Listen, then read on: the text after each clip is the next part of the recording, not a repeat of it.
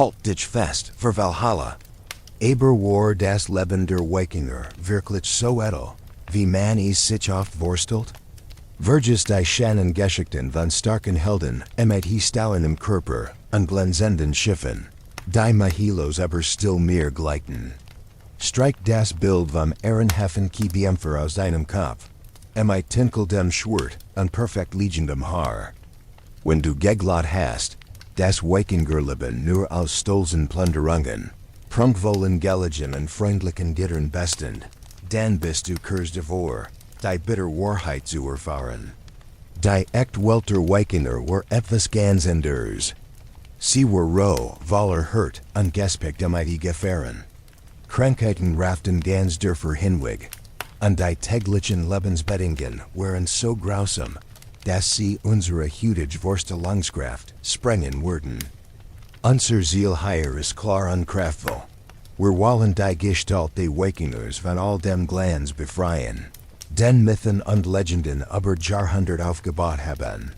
Wir wollen sehen, wie sein Alltag wirklich war, ohne Verkleidung, ohne Glory. Wir würden eintauchen in ein Leben, das rau und unnachgiebig war. Ein Kultur, das war spannend und vielschichtig blieb, aber gleichzeitig erbarmungslos hart war, weit schlimmer, als jede Serie oder jeder Film jemals zeigen kennt.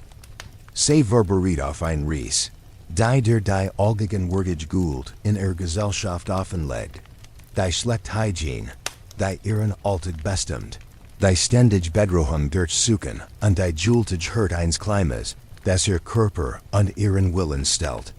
Wir schauen auch in Gesellschaftsord, brutal, aber wirksam, wo Menschenleben wenig galten und Überleben ein Kampf war, der niemals endet.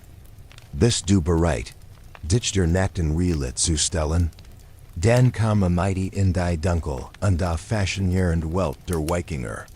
Ich verspreche dir, danach wirst du sie nie wieder mit denselben Augen sehen. Beveries weitergeht, nimm dir einen Moment, auf Gefglut mir zu klicken und zu abonnieren. Und sag mir in den Kommentaren, wo auf der Welt du gerade bist und welch Ursache dort herrscht. Es ist immer spannend zu erfahren, aus welchen Ecken der Erde ihr alle schaut.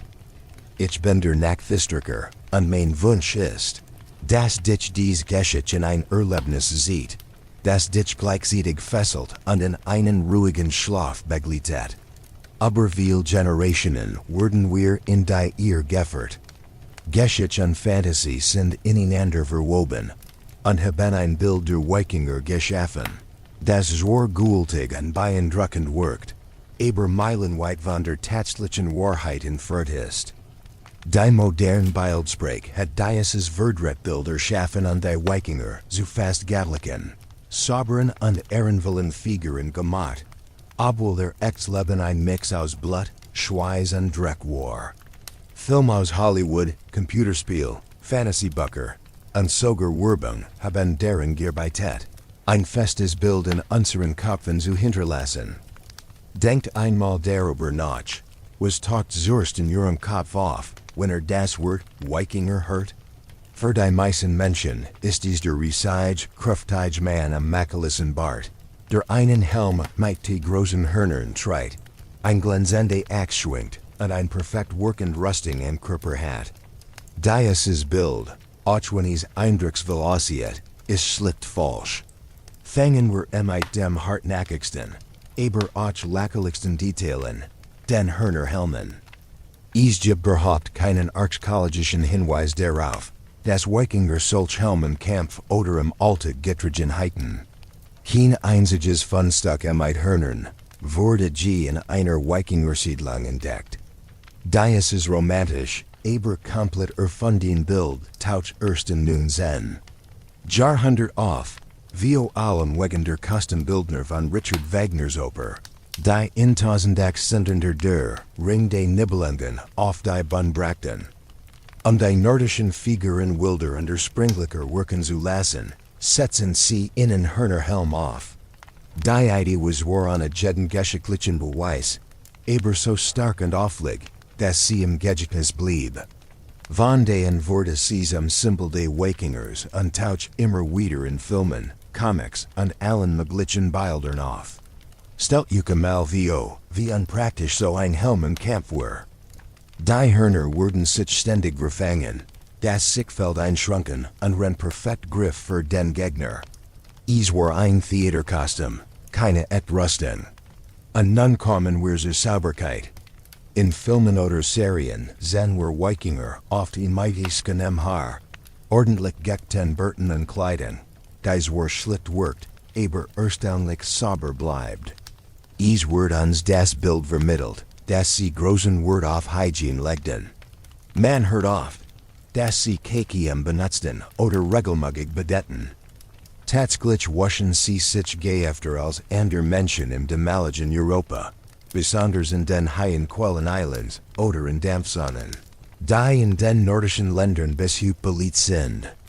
Aber das heißt nicht, dass Hygiene unseren heutigen Maßgaben entspricht. Das Leben in kleinen Dörfern, die oft so viel Menschen für Möglichkeiten beherbergten, zusammen mit Tieren, die in Twitter direkt im Haus oder ganz nah lebten, sorgt für ständig Geruch und Schmutz. Toiletten waren sehr einfach gebaut oder fehlten ganz, und Abfall von Menschen wie von Tieren landeten häufig in der Nähe der Häuser. Der Zugang zu sauberem Wasser war schwer, und die Vorstellung, jeden Tag duschen zu können, gab es nicht. Kleidung wurde viel seltener gewaschen, und die Methoden waren längst nicht so wirksam wie heute. Das führt dazu, dass Schmutz und Kergeruch ein fester Teil des Alltags waren. Leus, Flohend und der Plagegeister waren ständig Begleiter, egal ob man arm war oder reich. Das Bild des sauberen und gepflegten Kriegers ist nur einversig, sie für uns moderner und ansprechender zu machen. Da ist versert die harte Wahrheit, dass Hygiene für sie ein ständiger Kampf gegen die Umspannung war. Schauen wir nun auf die Darstellung der Helden. Hollywood matcht Figuren gern einfacher, gibt ihnen klar Grund für ihr Handeln und oft auch einen Moralkodex, den wir heute nachvollziehen können. In Filmen erscheinen Wikinger oft als Stolzkrieger mit inneren Konflikten, die aber im Kern Gutmutter sind. Da in der Realität sah es ganz anders aus. Dinge wie Vergewaltigungen, die White-Verbreitsklaverei und die Grausamkeit der Raubsucht wurden in solchen Geschichten oft übergangen oder sogar verklärt. In Wirklichkeit machten Wikinger oft ihren Reisen keinen Unterschied zwischen Männern, Frauen und Kindern. Sie rotten, taten und versklavten mit kalter Berechnung. Für sie waren andere Menschen mittels Zweck. Auch Folter war nicht unbekannt. Und die Idee von oder Fernkeeping, wie wir sie heute verstehen, spielt selten eine Rolle, wenn es darum ging, Butte zu machen oder den Sieg zu sichern. Das Bild vom heldenhaften Wikinger ist also nur eine moderne Erfindung, die wir auf ein Volk projiziert haben, das nach willig anderen, oft harten und praktischen Regeln lebt. Wenn wir diese Mythen auseinandernehmen, wollen wir nicht die Vielschichtigkeit ihrer Kultur oder ihren Einfluss auf Europa kleinreden. Es geht darum, die Wahrheit zu sehen. Hinter den Fantasien von Herner Helmen und sauberen Kriegern stand ein faszinierend, aber auch gnadenlos Gesellschaft, die es verdient, so verstanden zu werden, wie sie wirklich war, ohne Schönverbarei. Darum sollten wir über die glänzenden Bilder im Kino hinblicken und uns mit dem echten Kern der Wikingerzeit befassen. Sie zu entmystifizieren ist keine Spielerei, sondern basiert auf ernsthaften Studien von Historikern und Archäologen. Diese Quellen sind unsere Fenster in die Vergangenheit und helfen uns, so genau wie möglich zu verstehen, wie das Leben damals war, frei von modernen Fantasien. Besonders wertvoll sind die nordischen Sagas, die zwischen dem 11 und 15. Jahrhundert, vor am Island, aufgeschrieben wurden. Sie berichten von Familien, Königen, Reisen und Kämpfen. Auch wenn sie Jahrhundert nach den Geschehnissen verfasst wurden und man sie kritisch betrachten muss, Geben sie uns tief Einblick in die Gedankenwelt, die Regeln, die Brüchen das Miteinander dieser Zeit. Sie sprechen über die Wichtigkeit von über Recht, über Gesetz oder Gieren Fällen, über Familienbindungen und natürlich auch über die ständig Gold, die ihr Leben prägt. In den Saga sehen wir, wie Wegenthermite Hunger, schlechtem Wetter, Krankheiten und dauernder Gefahr durch Gold umgehen mussten, so von Auen als auch innerhalb der eigenen Gemeinschaft. Dies Text sind nicht geschenkt. Sie sind roh, manchmal poetisch, aber immer stark mit der harten Wirklichkeit verbunden. Dazu kommen Bericht aus dem Ausland, die ebenfalls sehr wichtig sind, auch wenn sie oft einseitig sind. Sie wurden meist von Menschen oder Schreibern in Ländern wie England, Frankreich oder Irland verfasst, die selbst Opfer der Wikinger waren. In diesen Texten finden wir die lebendigsten Schilderungen von der Gould, die sie verbreiteten. Kirchen wurden niedergebrannt, Klaster geplündert, Menschen massakriert und zu Sklaven gemacht. Wörter wie Nordmänner oder Heiden tauchen ständig auf und spiegeln den Schrecken weiter, den sie auslisten. Auch wenn viele alte Schriften voller Übertreibung sind und die Wikinger oft wie Unschuldig darstellen, darf man ständigen Hinweis auf die Genauigkeit ihrer Überfall nicht einfach ignorieren. Sie machen deutlich, welche Zerstringer Raubzug brachten und wie sehr die Angegriffenen darunter litten. Da vielleicht geben die klarsten Antworten nicht die Text, sondern die Dinge, die im Boden gefunden wurden. Jedes Werkzeug, jede Waffe, jedes Schmuckstück und jede Nackenrist, die Archäologen ausgegraben haben, erzählen ein direkt Geschichte vom Alter der Wikinger. Von den Schiffsüberresten in Osseberg und Gokstad, die ihr großes Kennen auf dem Meer zeigen, bis hin zu landwirtschaftlichen Gärten, Haushaltsgegenständen und ganzen Dörfern. Ausgebunden wie in Hidibi oder Burka Veritanans, wie viele Menschen dort lebten, wie ihr Häuser gebaut waren, oft mit die Tieren unter demselben Dach, wie ihr Märkte organisiert waren, und dass es keine Abwasser oder Toilettensist gab, die wir heute für selbstverständlich halten. Besonders die Nacken von Manieren, Frauen und Kindern sprechen eine deutliche Sprache. Sie zeigen uns, was die Menschen eigen, und welchen Krankheiten sie litten, wie alt sie wurden und welche Verletzungen sie im Krieg ertrugen. Schlecht verheilt Brutsch, Spüren von Hunger, Abgenutzt Gelenk und Wunden von Schwerter oder Spieren, sind still Beweis für ein Leben voller Leid und Kampf. Genau bei diesen Funden zerbricht auch einer der bekanntesten Irrtümer über die Nordmänner, der Hörnerhelm. Trotz ungleicher Ausgrabungen in ganz Skandinavien und darüber hinaus wurden niemals ein Helm mit Hörner aus der Wikingzeit gefunden. Die wenigen echten Helm, wie der berühmte Fund von German Bu, sind schlicht, robust und davor gemacht, den Kopf im Kampf zu schützen, ohne Unteilsversuchungen, die sie unsicher machen würden. Dies Tatsache ist eindeutig. Das Bild des Hörnerhelms stammt nicht aus ihrer Zeit, sondern wurden nun sein Jahrhundert erfunden, Gengrid von Apern und der romantischen Vorstellung einer wilden, fremden Kultur. Wenn man die berühmten Geschichten den nüchternen Beweisen gegenüberstellt, den Sagas, den Chroniken und vor allem den archäologischen Entdeckungen, entsteht ein Bild, das nur in der Wahrheit liegt. Wikinger waren keine sauberen Helden aus Filmen, sondern Menschen, die in einer harten Welt voller Gold und Dreck ihr Überleben kämpften. Ihre Grausamkeit zu verstehen, muss man den Blick auf das ganz Mittelalter richten. Dies Epoche vom 5. bis ins 10. Jahrhundert waren nirgends in Europa ein friedliche Zeit. Sie war geprägt von ständigen Kriegen, zerfallenden Königreichen, Überfällen, Grenzstreitigkeiten, Raubzügen, Hungersnöten und Suchen. Stid waren unsicher, Streiken gefährlich, und für die meisten war das Leben, wie es Jahrhundert später Thomas Hobbes beschreiben wird, kurz, brutal und voller Moral. Folter und Verstümmelung waren keine Eigenart der Wikinger, sondern Strafen in vielen Reichen. Sklaverei war weit verbreitet. Krankheiten und Hunger sucked in alle Regionen heim. Warum aber sind gerade die Nordmänner so stark im Gedcht des Geblieben? Nicht weil sie grausamer waren als andere, sondern wegen der Art, wie sie ihr Gold einsetzten.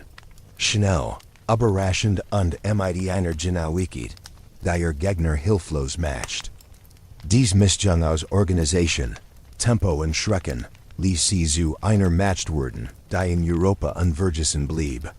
Durch ihr erstaunlichen Langschiff, die sowohl auf offener Seesegel als auch in flachen Flossen fahren konnten, erschienen die Wikinger plötzlich wie aus dem Nichts.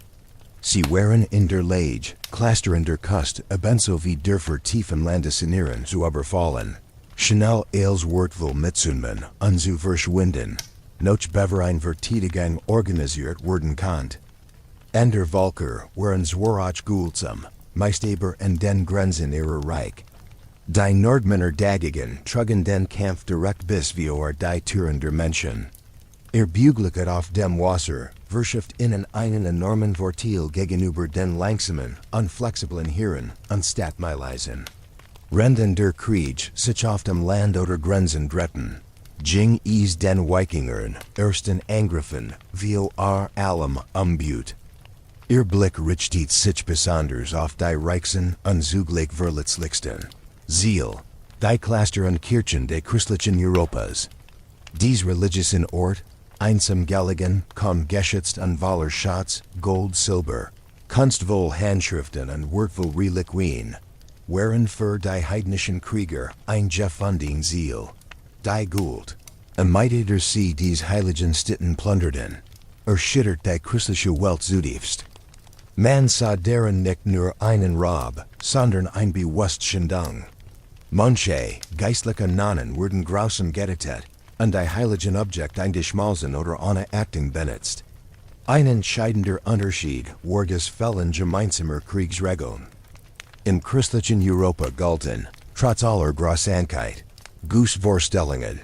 Capitulation konnte angenommen werden, Adelig wurden auf gegen Lassigeld freigelassen, und es gab zumindest Schwarzversig, zwischen Kämpfern und Zivilisten zu unterscheiden. Die Wikinger, die damals noch Heiden waren, tielten dies Ansichten nicht. Für sie war Krieg nur ein Werkzeug, Reichtum und Ehre zu gewinnen. Ob Mensch, Bauer oder Soldat, dieser Unterschied spielt für sie kaum eine Rolle, wenn es Plundern oder Versklaven ging.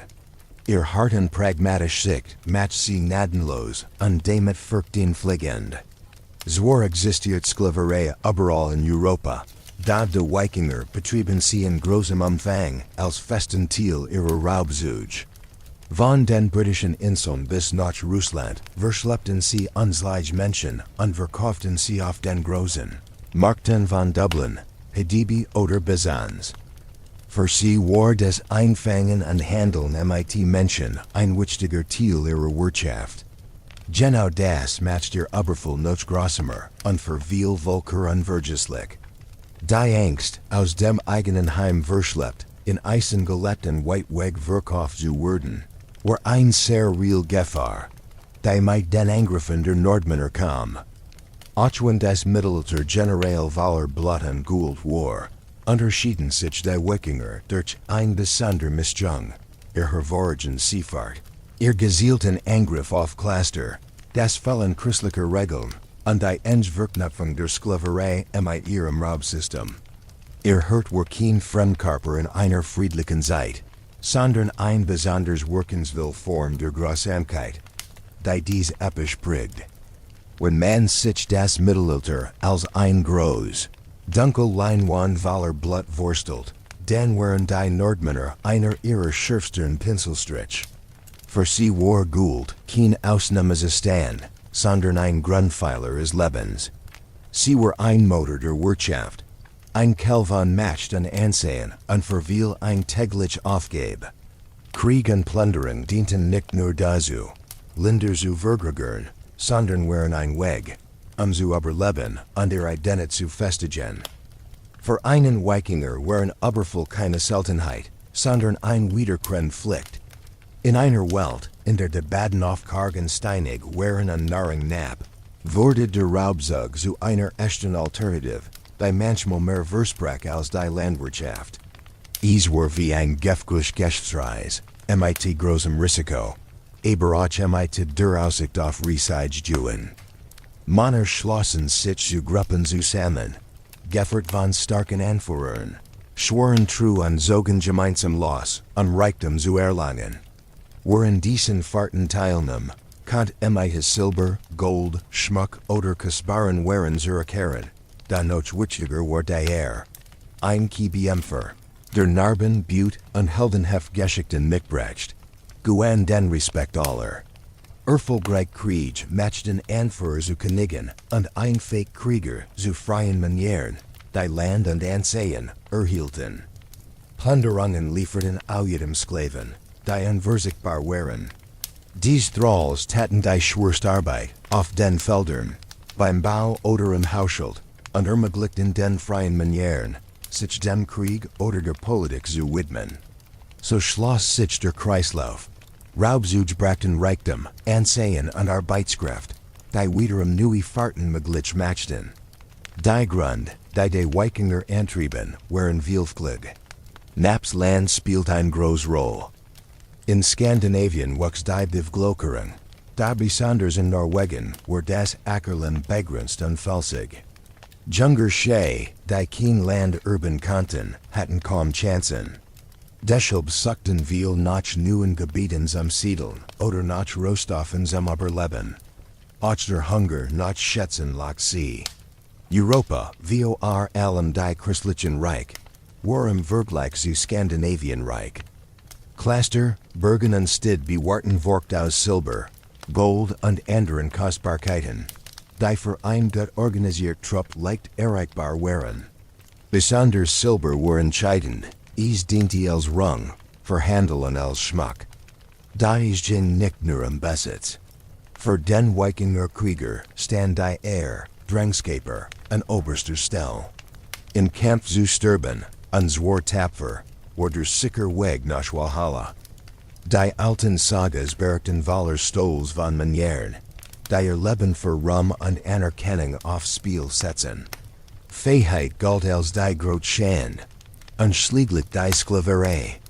Wie schon erwähnt, war sie ein Grundpfeiler ihrer Welt. Sklaven waren Arbeitskraft und ein wertvoll Handelsware. Raubzug suchten nicht nur nach Silber oder Gold, sondern auch nach Menschen, die Felder zu bestellen. In Häusern zu dienen oder auf den großen Märkten von Dublin, Hadibi oder Bissens verkauft zu werden. Die Strategien der Wikinger im Kampf, die enorme Geschwindigkeit ihrer Schiff und der gnadenlose Art im Gefecht matchten sie so gefährlich. Ihr Methoden beruhten auf Schnelligkeit, Beherrschung und einer wilden Entschlossenheit. Das Herstück war ihr Langschiff, auch Drakenschiff genannt. Die Schiff waren Meisterwerk. Sie waren nicht nur ein Fake-Boot, sondern Schwimmwaffen. Weil sie einen sehr geringen Tiefgang hatten, konnten sie nicht nur über die Meer fahren, sondern auch tief in Fluss eindringen und an flachen Stränden landen, wo es keine Häfen oder Stiege gab. So konnten die Nordmänner Verteidigungen an der Küste umgehen und plötzlich mitten im Land auftauchen, an Orten, die niemand für möglich gehalten hat. Sobald sie in Land waren, war das Tempo eils. Die Krieger sprangen sofort in den Kampf, ohne zu zögern. Ihr Wort im Gefecht war so gefürchtet, dass selbst der Gegner Geschichten darüber verbreiten. Sie kämpften mit Äxten, Schwertern, Speeren und benutzten Schild zum Schutz. Besonders bekannt war es Schildmauer, dort oft Lager stark im direkten, brutalen Ansturm. Bei dem sie so schnell wie möglich, so viel Schaden wie möglich verursachten, bevor sie sich wieder zurückzogen. Ihr Ziel war in den ersten Jahrhunderten nicht, Reichsreich zu erobern, sondern schnell Butte zu machen und danach zu verschwinden. Allein Ruff, unaufhaltsam und grausam zu sein, reicht oft schon aus, Angst zu verbreiten und die Verteidiger zu schwachen, noch bevor der erste Schlag fiel. Da unter all ihren brutalen Taten gibt es ein, die bis heute besonders hervorsticht, der sogenannte Blutadler. Dabei soll das Opfer am Rücken aufgeschlit. Die Rippen von der Wirbelsbüll getrennt unser Seat gebogen werden sein. So dass es die Lungen herausgezogen und wie Flügel über die Schultern gelegt werden. Ein Bild so schrecklich, dass es das Blut in den Dörren Jeffern ließ. In manchen alten Geschichten, wie der Orkneyinge Saga oder der Nentlinge Saga, wird erzählt, dass Männer wie Hevden Schwarzbein oder Knidglav an Northumbria auf dies wie starben. Die Beschreibungen sind so grausam und bildhaft, dass der Blutadler zu einem Symbol für die Brutalität der Wikinger wurde, und bis heute in Büchern, Filmen und Serien auftaucht. Da ob dieses Ritual wirklich Gemmel stattfand, ist sehr umstritten.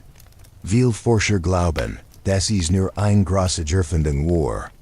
Es gibt nur wenig Quellen, die nennen, und dies wurden lange nach der Wikingerzeit aufgeschrieben, in einer Zeit, in der übertrieben und sensationell Geschichten beliebt waren. Chroniken, die sonst die Grausamkeit der Heiden aufzeichneten, erwähnen den Blutadler seltsamerweise nicht. Au jedem gibt es Zweifel, ob anatomisch überhaupt möglich war. All das lässt viel Historiker vermuten, dass der Blutadler ein Mythos als ein echt Hinrichten war. Aus medizinischer Sicht ist dies sehr zweifelhaft, dass ein Mensch lange im Leben bleiben kann, ein so großem Handeln wie das Herrschen intakter Lungen zu ertragen. Das deutet darauf hin, dass es sich ein dikterisch Übertreibung eines besonders brutalen Mords handelt, und nicht ein wirklich durchführbares Ritual. Manche Forscher meinen sogar, die Beschreibungen des Blutadlers seien Missverständnis oder bewusst behangen einer viel einfacheren Folter oder vielleicht nur ein bildhaft Metaphor für ein brutales Erstickeln. Heute gilt die verbreitetste Ansicht, dass der Blutadler wohl ein Legend war, geschaffen, Schrecken zu verbreiten. Ihr seht, wie ein Gesellschaft Geschichten von Grausamkeit nutzen kann, ihr Gegner einzuschüchtern und gleichzeitig den Ruhm ihrer Krieger zu erhöhen.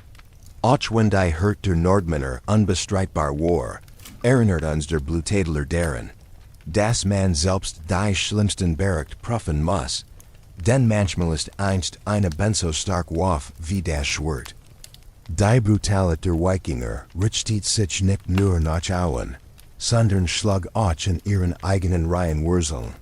Trotz des Bilds von Zusammenhalt, das man innen auf sich reiht, war ihre Gesellschaft von ständigen inneren Konflikten, Ratschiten und Matchkämpfen geprägt, die oft genauso hart waren wie die Gefahren von außen. Einen starken Staat mit festen Gesetzen und Gewaltmonopol gab es nicht.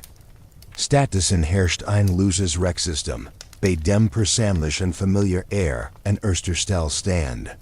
Wenn jemand ermordet wurde, ein schwer Beleidigung erfuhr oder via gestohlen wurde, fühlt sich nicht ein abstrakt Gesellschaft betroffen, sondern die Familie oder der Clan des Opfers. Das wichtigste Mittel, Gerechtigkeit zu sichern, war die Blutrecht. Wurde ein Familienmitglied getötet oder schwer verletzt, dann mussten die Angehörigen selbst handeln. Das kann heißen, den Täter oder einen Verwandten des Täters zu töten. So begann ein Kreislauf von Gewalt, der sich über viele Generationen ziehen konnte. Dies Recht galt nicht als Barbarei, sondern als Pflicht und unweigerliches Recht, die wiederherzustellen. Wer nicht reagierte, siegt schwach und brachte Schande über sein ganz Linie. So brutal es wirkt, erfüllt die Blutrecht paradoxerweise die Funktion eines Gesetzes in einer Welt ohne zentrale Autorität. Sie schreckt Tiger de jeder Wust, dass ein Gewalttat sofortig Folgen haben wird, nicht nur für ihn selbst, sondern auch für seine Familie. Der Großnachteil war jedoch, dass solch Fäden des Zusammenlebens zerstörten und ganz Dörfer in endlos Spiralen der Gewalt trieben. Manchmal kann ein Konflikt durch Geld gelöst werden. Dieses Wehrgeld, auch man preisgenannt, war ein festgelegte Summe, die der Täter oder seine Familie der Opferfamilie zahlt. Jedes Leben hat einen von der Gemeinschaft bestimmten Wert. Wurde dieser Betrag gezahlt, konnte Blutrecht enden. Das Animende Wergolds was schwierig, while is oft als Schwach oder Fähigkeit galt, besonders wenn die stark verletzt war. Village Anarchie zu verhindern, gab's die Sagenetten things, Versammlungen freier Männer. Dies Treffen fanden regelmäßig statt, von kleinen Dorfversammlungen bis hin zum berühmten Althing Island. Dort wurden Gesetze beschlossen, Streitigkeiten besprochen und Konflikt geschlichtet. Auch wenn sie die Gould nicht vollständig einhammen konnten, waren dies Versammlungen ein wichtiges Werkzeug, Ordnung zu bewahren. Die Things waren keine Gericht, wie wir sie heute kennen, mit neutralen Richtern an einer Police, die Teil durchsetzt. Stattdessen waren sie Versammlungen, bei denen die Streitparteien ihre Angelegenheiten öffentlich vortrugen. Ein Gesetzesbrecher, der sogenannte Geschäftsführer, sprach die geltenden Regeln aus, und die Entscheidungen entstanden meist durch Einigkeit oder durch den Druck einflussreicher Männer. Die Macht der Things war begrenzt. Sie konnten Vermittlung, versichern, Einigung über Entscheidungen zu erzwingen, oder jemanden zum Gitecken, zum Atlegi, erklären. Wer so erklärt wurde, verler jeden rechtlichen Schutz und dürft von jedem straflos gerettet werden. Aber die Things hatten wieder ein Police, noch ein Armee, ihr Beschluss durchzusetzen. Ihr eigentlich Kraft lag im sozialen Druck, in der Furcht vor Ausgrenzung und vor Rauch der Gemeinschaft.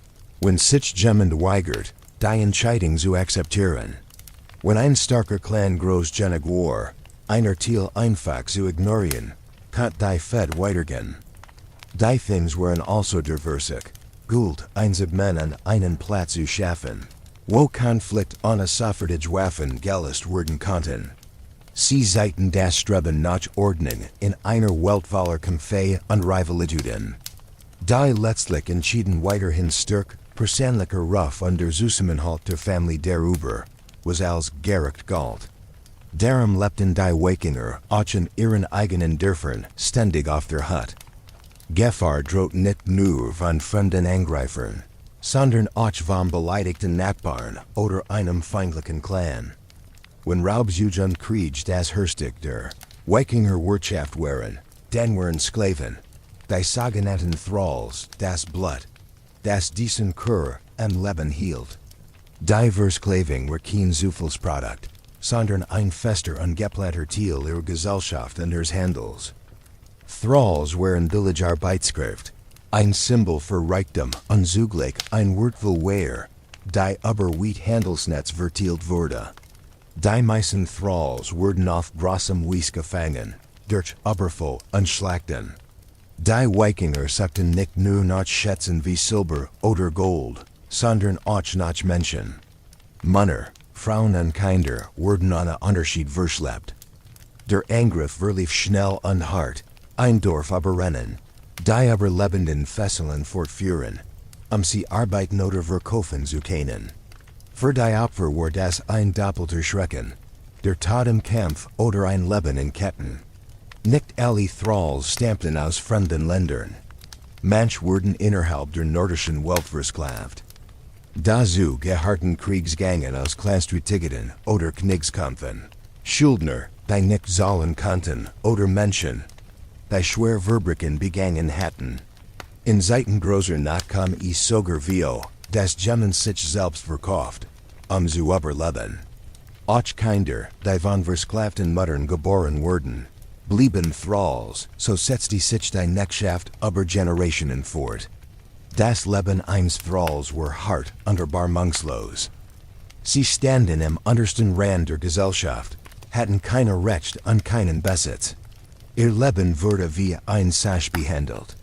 Wurden ein Thrall verletzt oder getötet, galt das als Schaden im Eigentum des Besitzers, nicht als Verbrechen an einem Menschen. Sie dürften kein Land besitzen, nicht frei erhalten und keine Klagen führen. Ihr Alltag bestand aus endloser Zwangsarbeit, Mussal und Erschwung, ein Design voller Hurt und eine Hoffnung auf Freiheit. Die Thralls mussten die schwersten und unangenehmsten Aufgaben übernehmen. Sie bestellten die Felder, bauten Häuser und Befestigungen, trugen Wasser und Holz, Kammerten sich das wir. Reineten die User underledigden alle möglichen Arbeiten, die niemand sonst machen wollt. Für weibliche Thralls kann noch die ständig Gefahr hinzu, von ihren Besitzern oder anderen freien Manieren missbraucht zu werden. Auch ihr Lebens- und Essensbedingungen wären höchst armselig. Oft schliefen sie auf dem Boden der User, in Schuppen, bei den Stallen oder sogar in Erdlöchern, die eigentlich vertiergerecht wären. Es gab wieder Privats für noch Comfort. Ihr Narren war karg, geradgenig, damit sie nicht starben und weiter schaffen konnten. Durch die schlechten hygienischen Verhältnisse und die Hartarbeit litten sie ständig unter Krankheiten. Die Strafen für Kleinstvergehen waren grausam. Thralls konnten für Faulheit, ungehorsam oder ander Fehler mit Schulden oder sogar Folter bestraft werden. Der Tod durch die Hand eines Besitzers war ein Verlust in Arbeitskraft und wurde manchmal kritisch gesehen, hat aber in der Regel keine großen rechtlichen Folgen. Ein Thrall galt als austauschbar ware. Neben ihrer Funktion als Arbeitskraft waren Thralls auch Handelsgüter. Man konnte sie kaufen, verkaufen, werben oder als Geschenk weitergeben. Archäologisch Fund wie Silbergewücht und Transportwagen, sowie alte Geschichten, belegen einen regen Sklavenhandel. Der Skandinavien mit in Osteuropa, besonders in dem islamischen Raum verband. Viele Thralls, die im Westen gefangen wurden, endeten weit entfernt von ihrer Heimat, an Orten wie Konstantinopel oder Bagdad. Ihr Leben war ein ständiger Kampf ums Überleben. Ein Beweis für eine Gesellschaft, in der Wort eines Menschen allein von seinem Nutzen für den Herren abhing. Die Existenz der Thralls seht nicht nur die Grausamkeit dieser Zeit, sondern auch die ausgeklügelte Wirtschaft der Wikinger, die auf dem Leid vieler Menschen aufbaut. Da unter all den Hurten der Wikingerwelt steckt ein besonders dustiges Kapital hervor, die Menschenopfer. Archäologisch Fund und alte Schriften, auch wenn sie oft bruchstückhaft sind, deuten stark darauf hin, dass es solche Opfer tatsächlich gab. Sie sollten die Geister besnaftigen, gut ernten, Siege oder Gesundheit für die Gemeinschaft zu sichern. Zwar war dies Praxis vielleicht nicht so weit verbreitet. Die Geschichten behaupteten, dass sie existiert. Das berühmteste Beispiel ist das Schiffsgrab von Oseberg in Norwegen. In diesem Grab aus dem nun Jahrhundert fand man den Körper einer Frau von hohem Rang, vielleicht einer Königin oder Priesterin, zusammen mit einer zweiten Frau. Untersuchungen deuten darauf hin, dass die zweite Frau getötet wurde, die Verstorbenen jenseits zu begleiten. Verletzungen an die Legerskreis sprechen stark davor, dass sie geopfert worden war. Auch in anderen Gräbern fanden Forscher Nacken mit eindeutigen Spuren von Gold, die nichts mit Schlachten oder Unfällen zu tun hatten.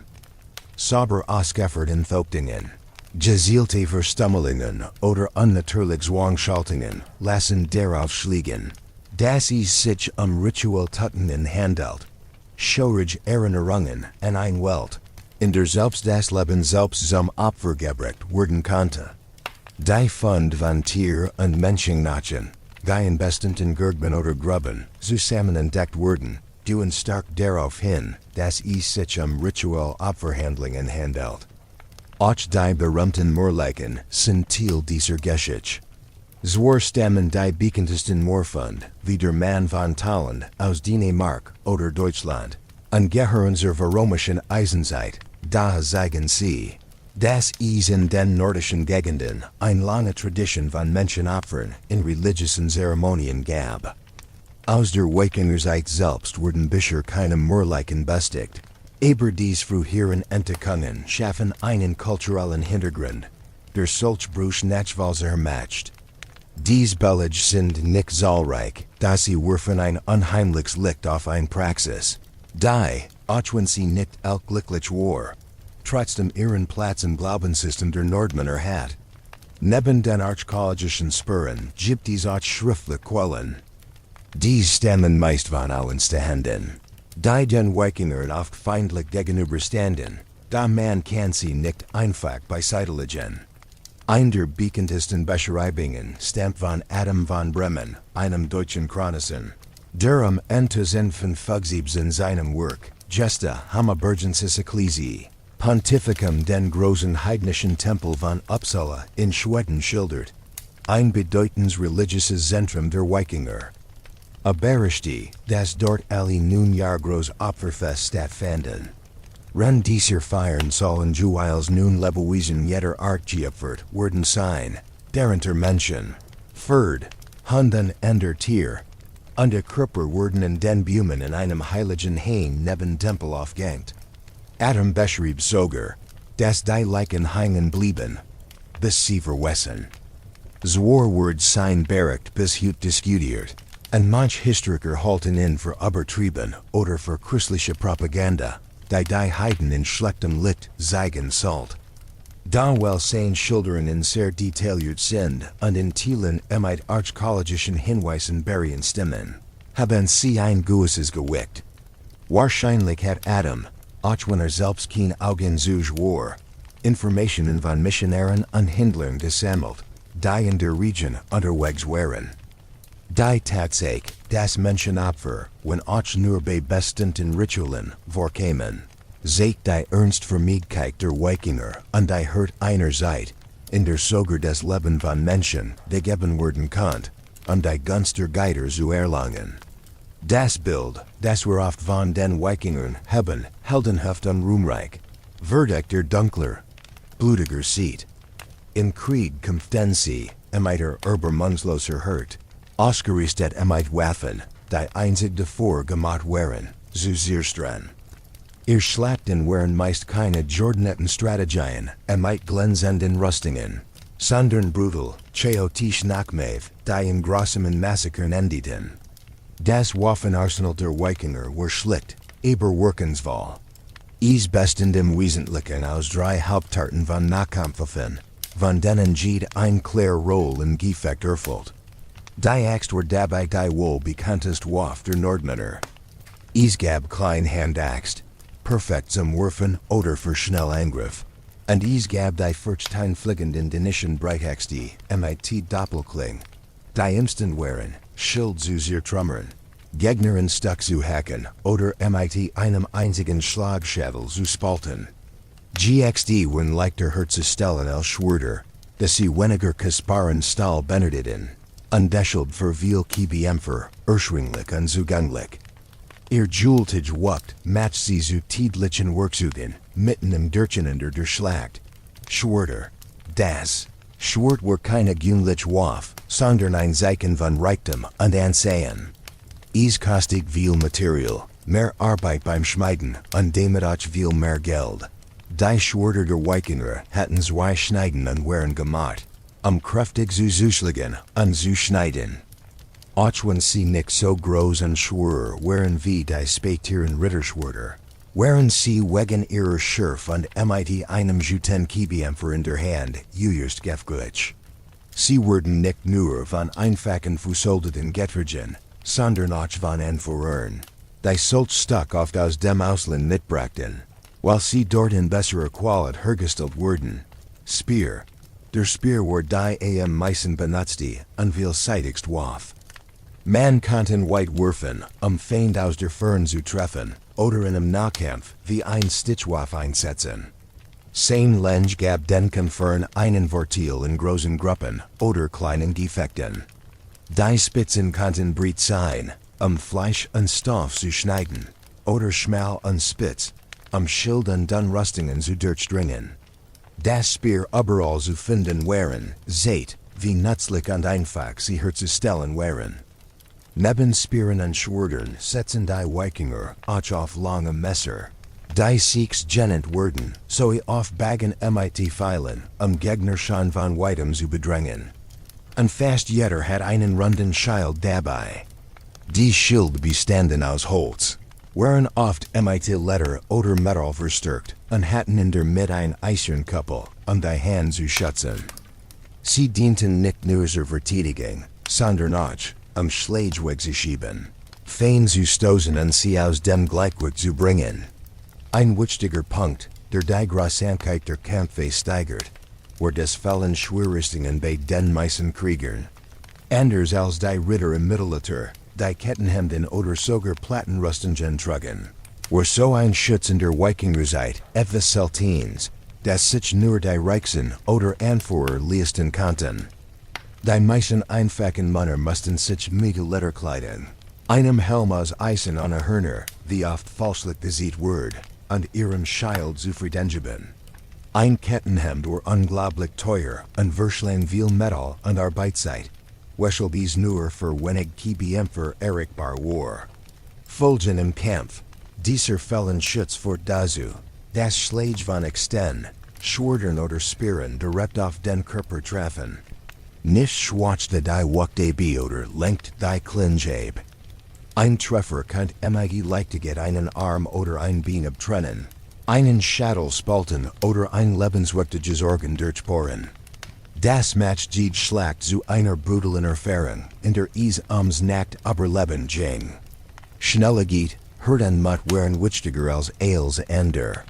Die Kämpfe waren chaotisch Nachkampf voller Hieb, Stich und Schläge. Verletzte waren überall, und der Tod lauert ständig. Das Gans war weit entfernt von einem edlen Duell. Es war ein blutiges Durcheinander, bei dem Stahl direkten Fleischschnitt. Durch die Mischung aus scharfen Waffen und der kaum vorhandenen Rüstung, wurden diese Kämpfe zu einem schrecklichen Schauspiel voller Gold. Sie erinnern uns daran, dass die Stärke der Wikinger nicht nur in ihren Schiffen oder in ihrer Wildheit lag, sondern auch in der gnadenlosen Wirksamkeit ihrer Waffen und der bitteren Realität des Kampfs, bei dem jeder Schlag tödlich enden konnte. Und wenn du immer noch dabei bist und bis hier suchst, dann hoffe ich, dass du den Kanal schon abonniert hast. Ich bin der Nachwissdrücker, und mein Traum ist es, eine riesige Gemeinschaft aufzubauen, die genauso gern die Nacht und das Wissen liebt wie ich. Menschen aus allen Teilen der Welt, verbunden durch den Wunsch, mehr zu erfahren, nicht nur über Geschichte, sondern auch, sich selbst besser zu verstehen und ein erfüllteres Leben zu führen. Ich wiederhole es immer wieder. Geschichte zu kennen ist wichtig, damit wir nicht dieselben Fehler wie unsere Vorfahren machen. Darum bitte ich dich, dir Zeit zu nehmen, meinen Kanal zu abonnieren und dieses Video, mit deinem wissbegierigen Freund zu teilen. Und falls den grausügiges Hörst dich dazu bringt, mir mit einem super Danke ein Freude zu machen, war das großartig. Daum selbst wenn nicht, allein die Tatsache, dass wir diesen Moment hier zusammen verbringen, erfüllt mich mit unendlicher Dankbarkeit. Nun zurück zur Erzählung. Gould war ein ständiger Schatten über dem Leben der Wikinger. Da neben den Schlachten gab es noch einen anderen Feind, der Jerik. Aber wie ein unsichtbarer Nebel, der Dörfer durchzog und das tägliche Leben in einen Kampf gegen Schmutz und Krankheit verwandelt. Ganz anders als das Bild von starken, strahlenden Kriegern, war die Wirklichkeit einseit. In der Sauberkeit jede Siedling in einen Ort voller Gefahren für die Gesundheit matcht. Zu verstehen, wie schlecht es mit der Hygiene stand, müssen wir einen Blick auf ihr Häuser werfen. Das Herstickers Lebens war das sogenannte Langhaus. Dies langen Gebäude wurden meist aus Holz oder Torf gebaut und waren großzügig, nicht nur ein ganz Familie, sondern auch deren Tier unterzubringen. Stell dir ein groß Scheun vor, die man als Wohnhaus nutzt. Menschen und Tier lebten auf demselben Gebäude, manchmal nur durch ein Dunwand getrennt, manchmal sogar im selben Raum. Ein Langhaus war ein Gemeinschaftsstandfünf. Mehrere Generationen, also Großeltern, Eltern, Kinder und manchmal auch Sklaven, die Thralls genannt wurden, wohnten dort zusammen. Dadurch waren viele Menschen auf engem Raum versammelt. Privatsphäre gab es so gut wie gar nicht, und daher macht es einfach, Krankheiten schnell weiterzugeben. Die Häuser waren so gebaut, dass sie im kalten Klima warm hielten. Deshalb hatten sie kaum Fenster, und der Rauch vom Feuer in der Mitte konnte nur durch ein Pfnung im Dach entweichen. Das Fort dazu, das der Roch sich im Raum samelt, was Augen und Lungen reist. Auudem blieben Körpergerig, Apfel und Keim in der stickigen Luft hängen. Nocher Stondlicher für uns Hut ist, das die Tier, Kuh, Schwein, Schaf oder Hühner oft unter demselben Dach lebten. Das macht Sinn, weil die Tier so wie Rubern unkultig geschützt waren, und der Körperwurm zusätzlich das Haus aufheißt. Da dies Bedingungen hatten schlimm Folgen für die Gesundheit der Menschen. Die schlechte Luft und der Rauch führten oft zu Atemkrankheiten. Viele litten unter Husten, Bronchitis oder Lungenentzündungen. Der ständig Qualm schwächt die Atemwege und macht die Lutanflieger für Infektionen. Dazu kam die Hezu den Tieren. Ohne richtige Hygiene breitet sich ein Vielzahl von Parasiten aus. Leus, Floh, Zecken und Würmer waren täglich Plagegeister. Apfel von Menschen und Tieren sammelten sich oft im oder direkt am Haus. Das zog Fliegen und Ratten, die Krankheiten verbreiteten. Da es keine richtigen Toiletten oder Abwasseranlagen gab, wurden Apfel einfach irgendwo entsorgt. Auch das Trinkwasser und die Nahrung konnten dadurch leicht verschmutzt werden, was ein ständig Gefahr für die Gesundheit darstellt. Krankheiten des Magens und Darms wie Ruhr, Typhus oder Cholera traten immer wieder auf und forderten viel Opfer, besonders unter Kindern. Schon ein einziger Krankheitsfall kann sich, wegen der Enge und der schlechten Hygiene beim Umgang mit Lebensmitteln, rasch in einem ganzen Dorf verbreiten. Das Leben mit Tieren macht die Gefahr noch größer, denn dadurch stieg das Risiko von sogenannten Zoonosen, Krankheiten, die von Tieren auf Menschen überspringen. Es ist gut möglich, dass die Wikinger unter Rindertuberkulos, Brucellus oder ähnlichen Infektionen litten, die direkt von ihrem Wehe übertragen wurden. Auch wenn es nicht direkt eine Krankheit war, sorgten die dauernden schlechten Geruch für ein sehr unangenehmes Leben.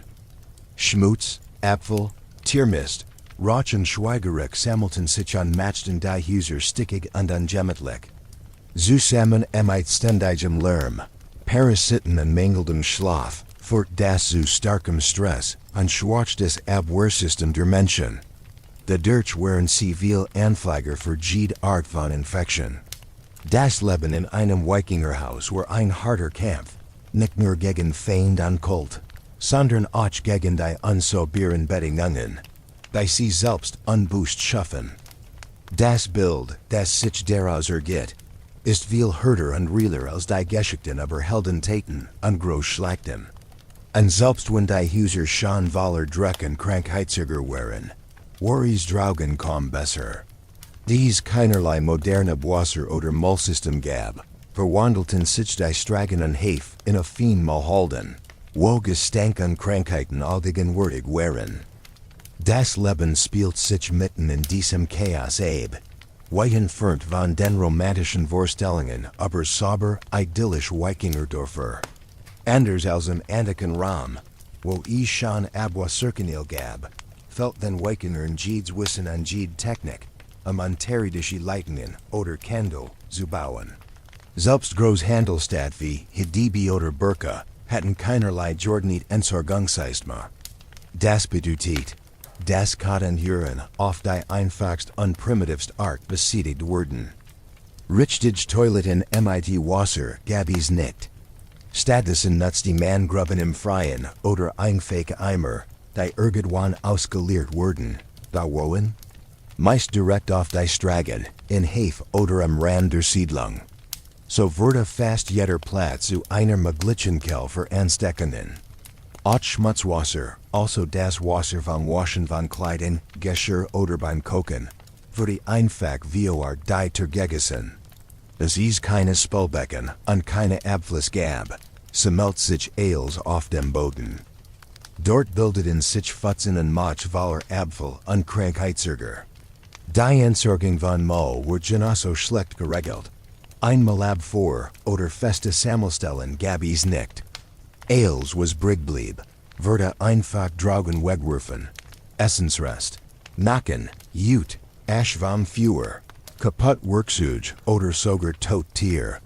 All das lag aufstragen in engen Gassen oder in den Hinterhafen der Häuser. Dies Anhufung von Abfällen fort zu Bergen aus veritendem Unrat, der langsam sehr viel, ekelhafen Gestank verbreit und ungeziefer Anzug. Nhe zu Wasserquellen.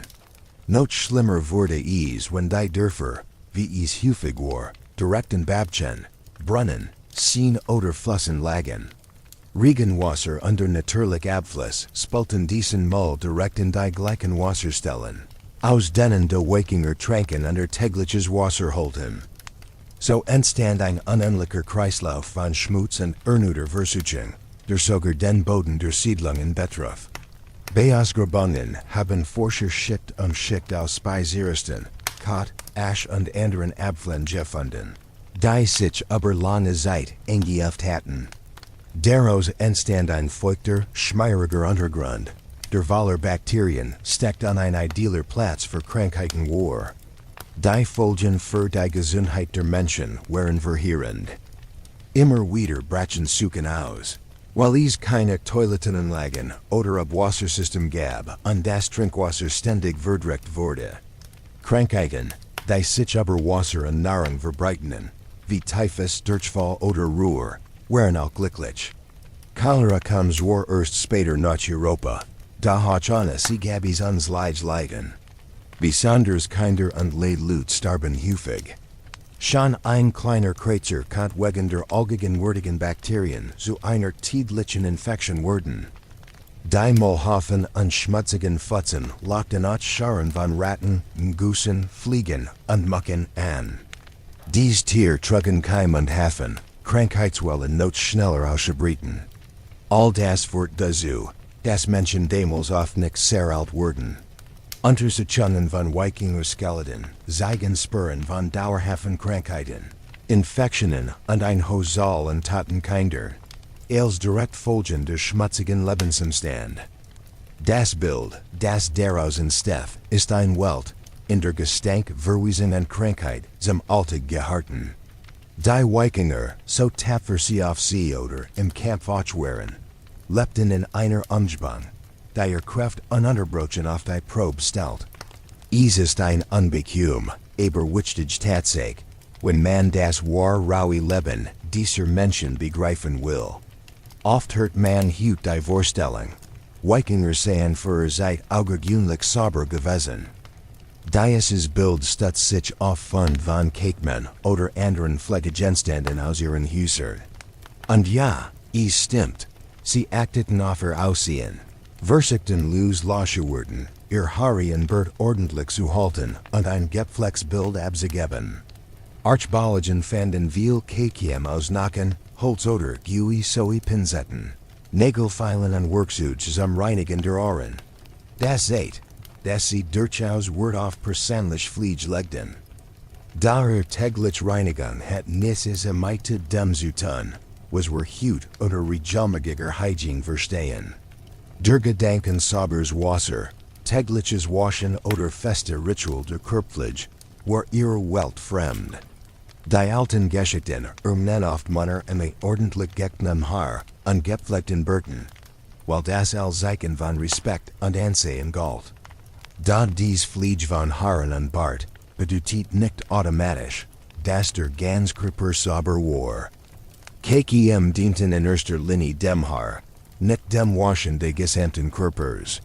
Ihr wichtigster Zweck war es, Luz zu entfernen und das Haar einigermaßen ordentlich zu halten, was an einer Seite, in der Ungeziefer wie Luz und Flei ständig vorkam, sehr wichtig war.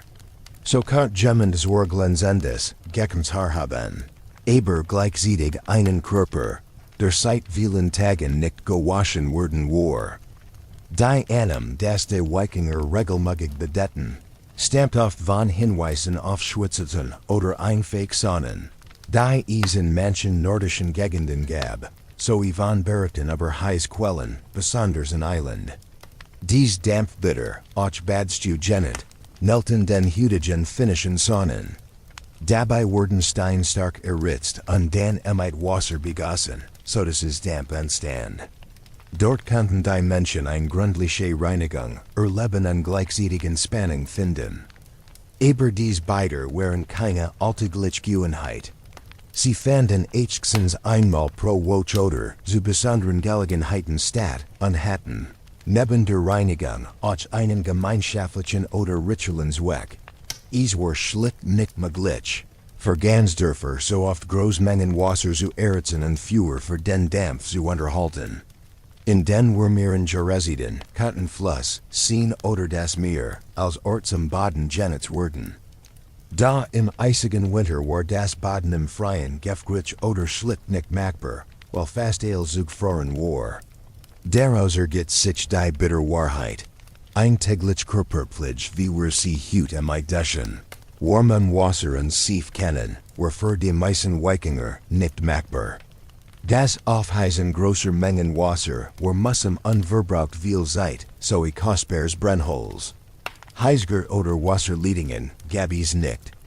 Im besten Fall beschränkt sich die tägliche Reinigung darauf, Hand und Gesicht, Teil im Wasser zu waschen. Auch Sief, wie wir sie kennen, existiert nicht. Zwar konnten die Menschen Holzasch und Tierfetten ein einfach Seifenmaß herstellen, aber dies war selten und wurden nicht regelmäßig benutzt. Sauberkeit beruht eher auf Schrubben und Kratzen als auf der Wirkung von chemischen Mitteln. Das Leben in langen Gemeinschaften, den Hesu Tieren, Hartarbeit auf dem Feld oder im Handwerk, und das Fällen häufiger Kleiderwechsel führten dazu, dass sich Schmutz, Schweiß und unangenehm Geruch schnell ansammelten. Kleidung wurden nur selten gewaschen, und die blechen Materialien, Wolle und Leder, hielten Dreck und Geruch besonders gut fest.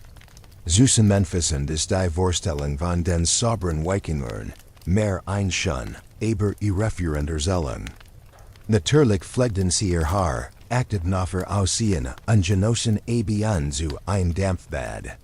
Da sind dort nichts daran, dass ihr Körperhygiene insgesamt sehr eingeschränkt war.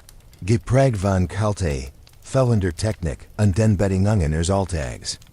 Die meiste Zeit rocken die Menschen nach Rauch, Schweiß, Tieren und nach der Erde, sie untrennbar verbunden lebten. Es ist wichtig, diesen Unterschied klar zu sehen, wenn man ihr Leben ehrlich verstehen will. Hinter dem Bild von Kriegern und Seefahrern stand ein viel stillerer, aber unaufhörlicher Kampf gegen Krankheiten, Parasiten und Suchen, ein unsichtbarer Feind, der täglich mit ihnen lebt.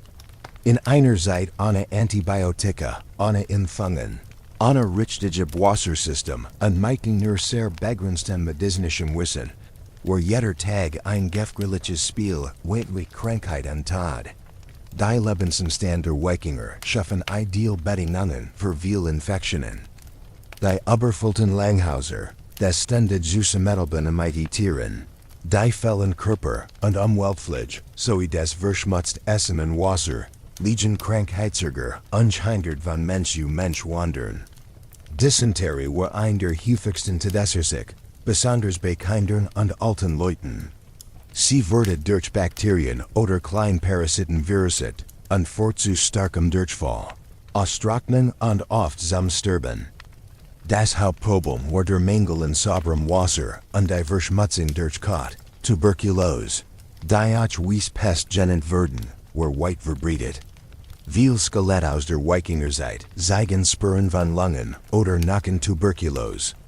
Die Engene zu Kuhen, die selbst eine Form der Krankheit trugen, sowie die Übertragung zwischen Menschen in geschlossenen Räumen, machten sie zu einer ständigen Gefahr.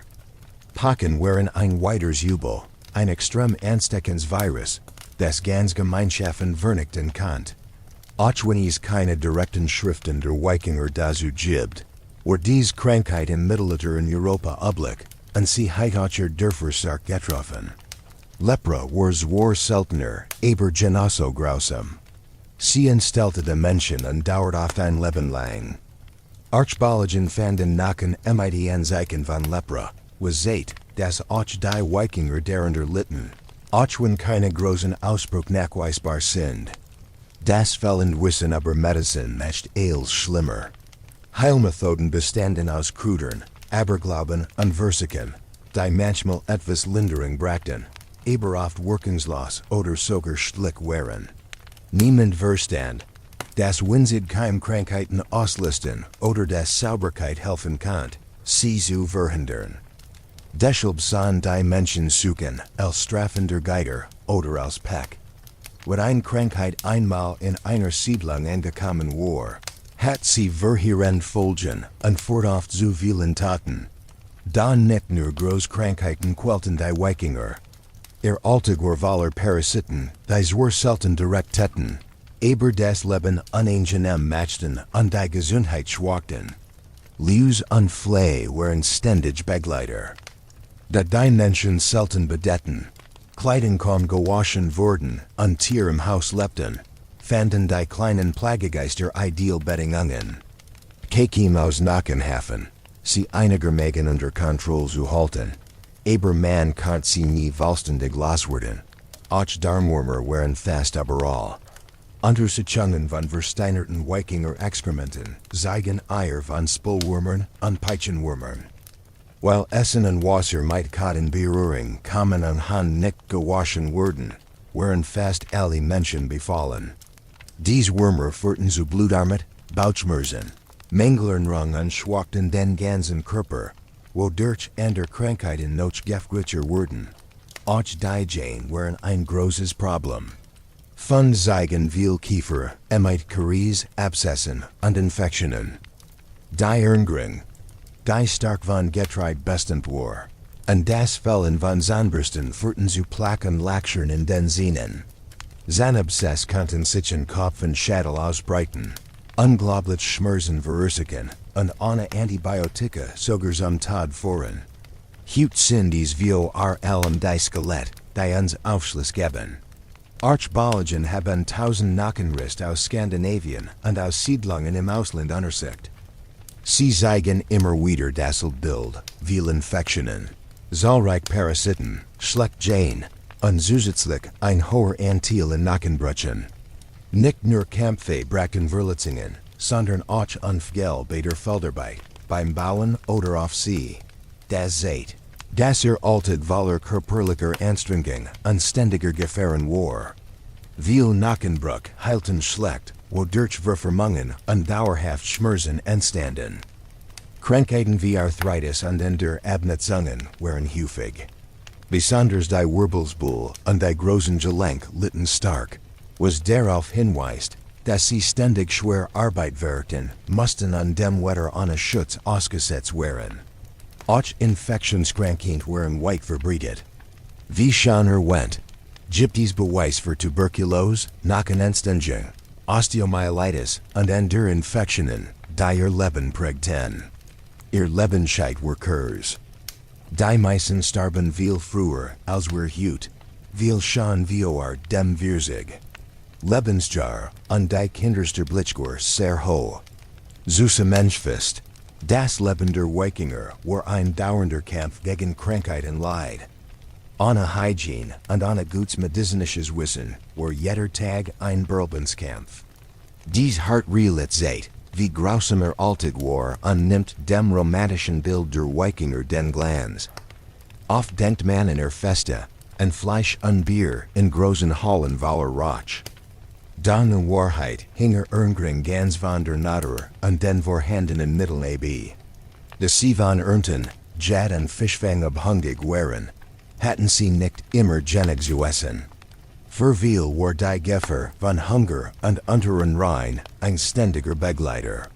Ihr Mahlzeiten waren einfach Überlebenskost und enderten sich stark je nach Gegend, Jahreszeit und Stand. Die Grundlage ihrer Nahrung waren Getreid, die sie anbauten. Wie allem Gerst und Roggen wuchsen im rauen Klima. Daraus machten sie flache Brot, Brei und natürlich Bier.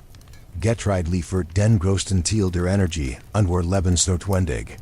Fleisch kam von Haustieren wie Rindern, Schweinen, Schafen und Ziegen, aber auch von Jagbut wie Hirschen, Elchen, Wildschweinen und Vögeln. Haustier gaben nicht nur Fleisch, sondern auch Milch, Woll und Leder. Das Fleisch wurde durch Salzen, Ruckern oder trocknen haltbar gemacht, Damet man im Winter vorkt hat. Reich Lut Agen Fleisch geäfter, rend ein Fake Bauern Isner Selten, oder en Festigen Genossen. Fisch wenn noch wichtiger aus Fleisch, vor Enländer Kust. Sie fingen viel Arten. Kabeljau, Hering, Latches oder Hecht. Dirch Trocknen. Salzen und Rukern, kant man den Fisch lange aufbewahren, und sogar handeln. Für viel were Fisch die zuverlässigst die Weichwell. Milk von Kuhen, Schafen und Ziegen, wurde zu Käse, Butter, Molke und Skyer verarbeitet, einer Art dickem Joghurt. Dies Produkt waren wichtige Lieferanten für Fett, Eiweg und Calcium. Auch Gemüse wie Kohl, Thrin, Zwiebeln und Erbsen spielten eine Rolle. Und im Sommer sammelten sie Beeren und Nuss, die Vitamin brachten. Da trotz dieser Vielfalt were Erngring und sicher. Sie waren immer vom Wetter abhängig, und ein kalter Sommer, ein Frost oder ein Plage, konnten die ganz ernst zerstreuen. In den nordischen Ländern were die Wachstumskurs und das Klima wechselhaft. Naturkatastrophen wie Vulkanausbrüche in Eiland, unschaulich hart Winter oder lange Dürren konnten wir sterben lassen, den Fischfang ruinieren und die Nahrung knapp machen. Immer wieder kam die zu Hungersnöten. Weil die Wikinger stark von Natur und Ernten abhängig waren, fällt dies often Essen. Die alten Sagas und Chroniken berichten von Zeiten, in denen Menschen verhungerten oder verzweifelt zu unwilllichen Mitteln griffen, nur zu überleben. In solchen Momenten wurden sogar Baumrind oder Algen als Nahrung genutzt. Wenn Essen fällt oder die Erngring einseitig war, entstanden schwer Folgen. Viel litten unter dauerhafter Unterernährung. Ein Wiking-Skeleton sieht man oft Spuren von Blutarmut, was seit das Eisenmangel häufig war, besonders wenn kaum Fleisch gegessen wurde. Mash Jane haben Feinlinien im Schmelz, die von Hungerperioden oder schweren Krankheiten in der Kindheit erzählen. Kinder, die zu wenig Nahrung bekamen, blieben oft kleiner, als sie heiten wurden können. Ein geschwickter Krieg kann sich schlecht gegen Krankheiten wehren, so dass es selbst ein Einfähig Grip lebensgefährlich werden kann. Die ständige Angst vor Honor war einer der Grund für ihr Raubzug. Wenn sie aufs Meer gingen, suchten sie nicht nur Reichtum oder Ruhm, sondern oft schlicht nach Nahrung, wurden und sogar Sklaven, zu überleben. Weil sie so stark von der eigenen Landwirtschaft abhängig waren, war ihr Leben wie ein ständiger Handel im IT der Natur, manchmal guan man, manchmal verler man.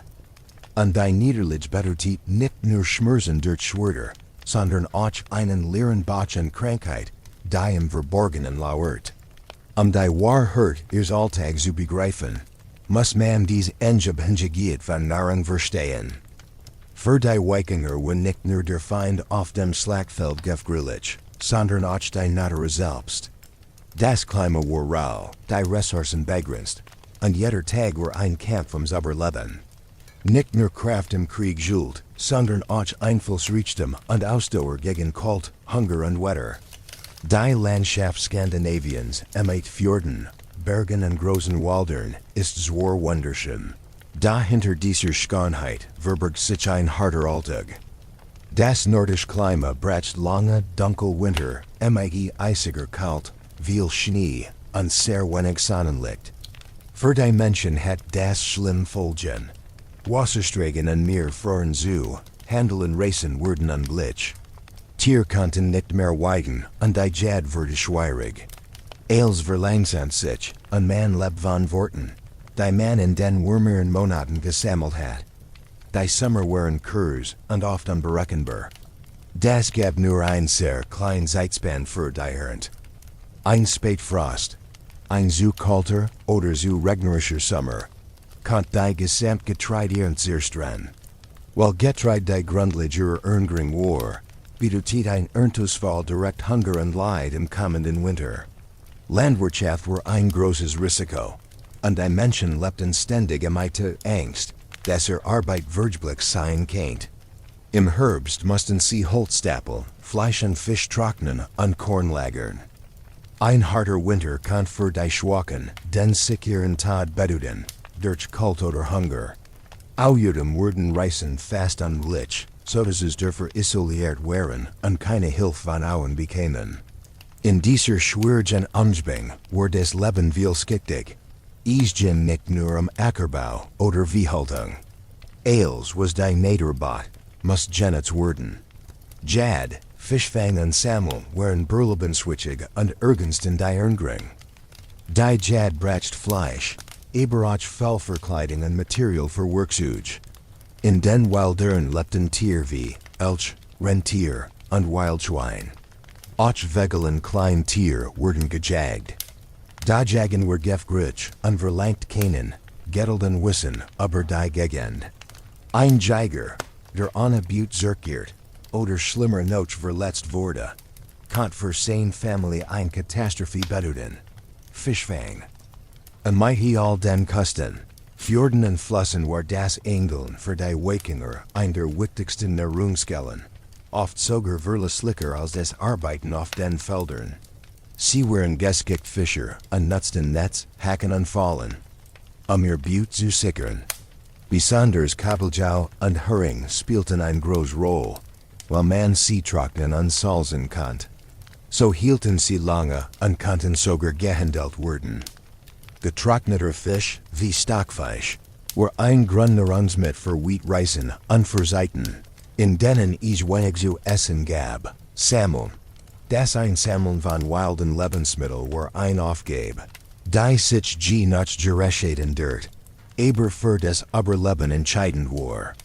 Wildbeeren wie Blaubeeren oder Brombeeren, dazu Nuss, Pilz und Esperpflanzen, sowie Wurzeln von Kräutern, gaben den Menschen Vitaminen und Mineralien, die in ihrem normalen Essen fehlten. Sammeln bedeutet auch Holz für Fuhr und Bauarbeiten zu besorgen, sowie Materialien für Werkzeug und Kleidung.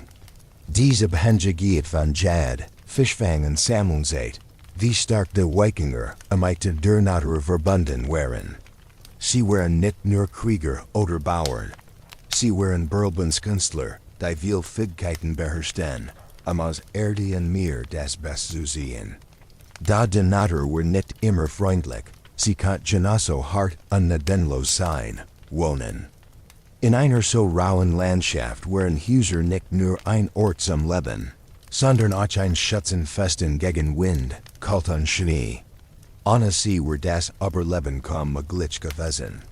Die Langhäuser waren das Herstig des Alltags und Zeiten. Wie klug die Wikinger sich in der Hart umschbanken. Man fand diese Häuser nicht nur in Skandinavien, sondern auch in Island Grönland und sogar in den Gebieten Nordamerikas, die sie besiedelten. Baumaterialien. Meistens bauten sie die Häuser aus Holz, wie allem aus Eich oder Kiefer, die verrammen und ungenutzt wurden. In Gegenden, wo es wenig Holz gab, wie in Island oder Grönland, nahmen sie Stattdessen Torf, also gepressten Rassen und Erde. Dieses Material isoliert sehr gut gegen die Kult. Ducker bestanden aus Holz und waren oft mit enger, schick Torf bedeckt, damit sie wärmer und dichter gegen Regen waren. Wurm und Aufbau. Die Langhäuser waren lang und rechteckig, mit dicken Wänden und nur wenigen oder sehr kleinen Fenstern. Das half Wurm besser zu speichern. In der Mitte des Hauptraums brannt ein Feuer, das im Kochen, Heizen und sogar zum Trocknen der Kleidung diente. Der Rauch zog nach oben und entwich durch ein Einfegfnung im Dach.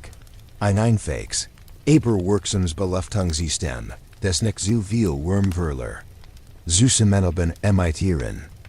An einem Ende des Langhauses lebten oft die Tier, getrennt durch ein Wand vom Rest der Familie. Das war nicht nur praktisch für die Viehhaltung.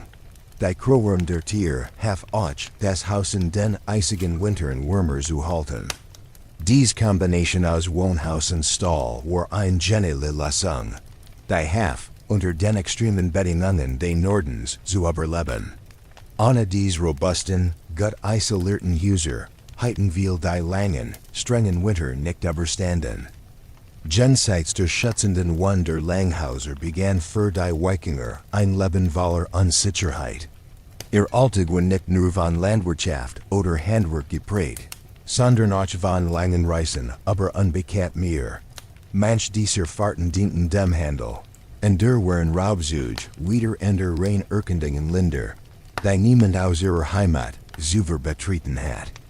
Da das Meer war kein freundlicher Ort. Es war kein stiller Hintergrund, sondern ein ständiger Feind. Unberechenbar, wild und aufstürker als jedes menschliche Kennen. War Aufbruch, wust, dass nicht nur gegen ender Menschen, sondern vor allem gegen die Lohnen der Natur Kiebing fen must. Die Langschiff, die Stols und Hers der Wikingerflotten, waren war Meisterwerk aus Holz. Sie waren schnell, leicht und konnten selbst in seichten Flüssen fahren. Aber so beeindruckend sie auch waren, sie hatten Schwachen.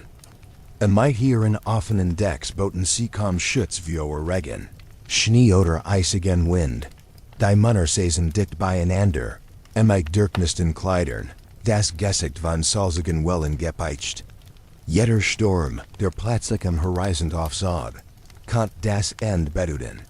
Ein einziger untergedockter Felsen, ein unerwarteter Eisberg oder ein zu bender Windstoß reichten aus, das Schiff in Stuck zu reigen. Worin eiskalt Fluten stürzt, hat kaum Hoffnung. Unter Kling und Ertrinken waren fast sicher, die See were gnadenlos. Auch wenn das Meer ruhig blieb, war das Leben an Bord ein Prüfung. Die Wikinger hatten keine Kompass oder Karten wie wir heute. Sie vertrauten auf die Sonne, die Stern, die Strömungen und die Richtung des Winds. Dabei Nebel, Wolken oder Stürmen, verschwand jede Orientierung, und die Männer waren wie blind in einer endlosen Wasserwust. Dazu kam das tägliche Leiden unter kalten Feuchtigkeit. Die nassen Kleider klebten im Körper, die Hand zitterten, und jeder Atemzug konnte eine Krankheit bringen. Die wenigen Worte bestanden meist aus trockenem Brot, gesalzenem Fleisch oder Fisch. Es gab kaum Frischnahrung, und so entstanden Krankheiten wie Skorbut, der Jane fallen ließ an Krupper schwatzt. Auf langen Fahrten nach Island, Grönland oder sogar Winland, dem Land jenseits des Ozeans, das wir heute als Newfoundland und Kanada kennen, lauert ein weiteres Schreckspenst, der Hunger. Worte konnten schnell knapp werden, und niemand wusste, ob die Jad oder der Fischfang in den neuen Ländern genug Nahrung bringen würde.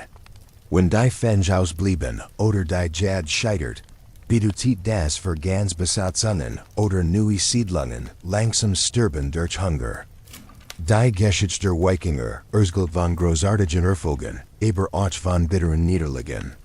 Ein Beispiel ist Grönland.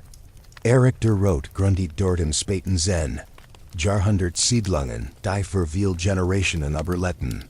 Anfangs war das Klima mild, die Landwirtschaft funktioniert, und die Menschen fanden Nahrung im Meer. Da mit der kleinen Eichheit im Wirsen, Jahrhunderten dort Seychelles. Die Temperaturen sanken drastisch. Felder froren, Reisen übers Meer wurden gefragt, und sogar die Jad auf Robben, ein lebenswichtiges Nahrungsquell, wurde immer schwieriger.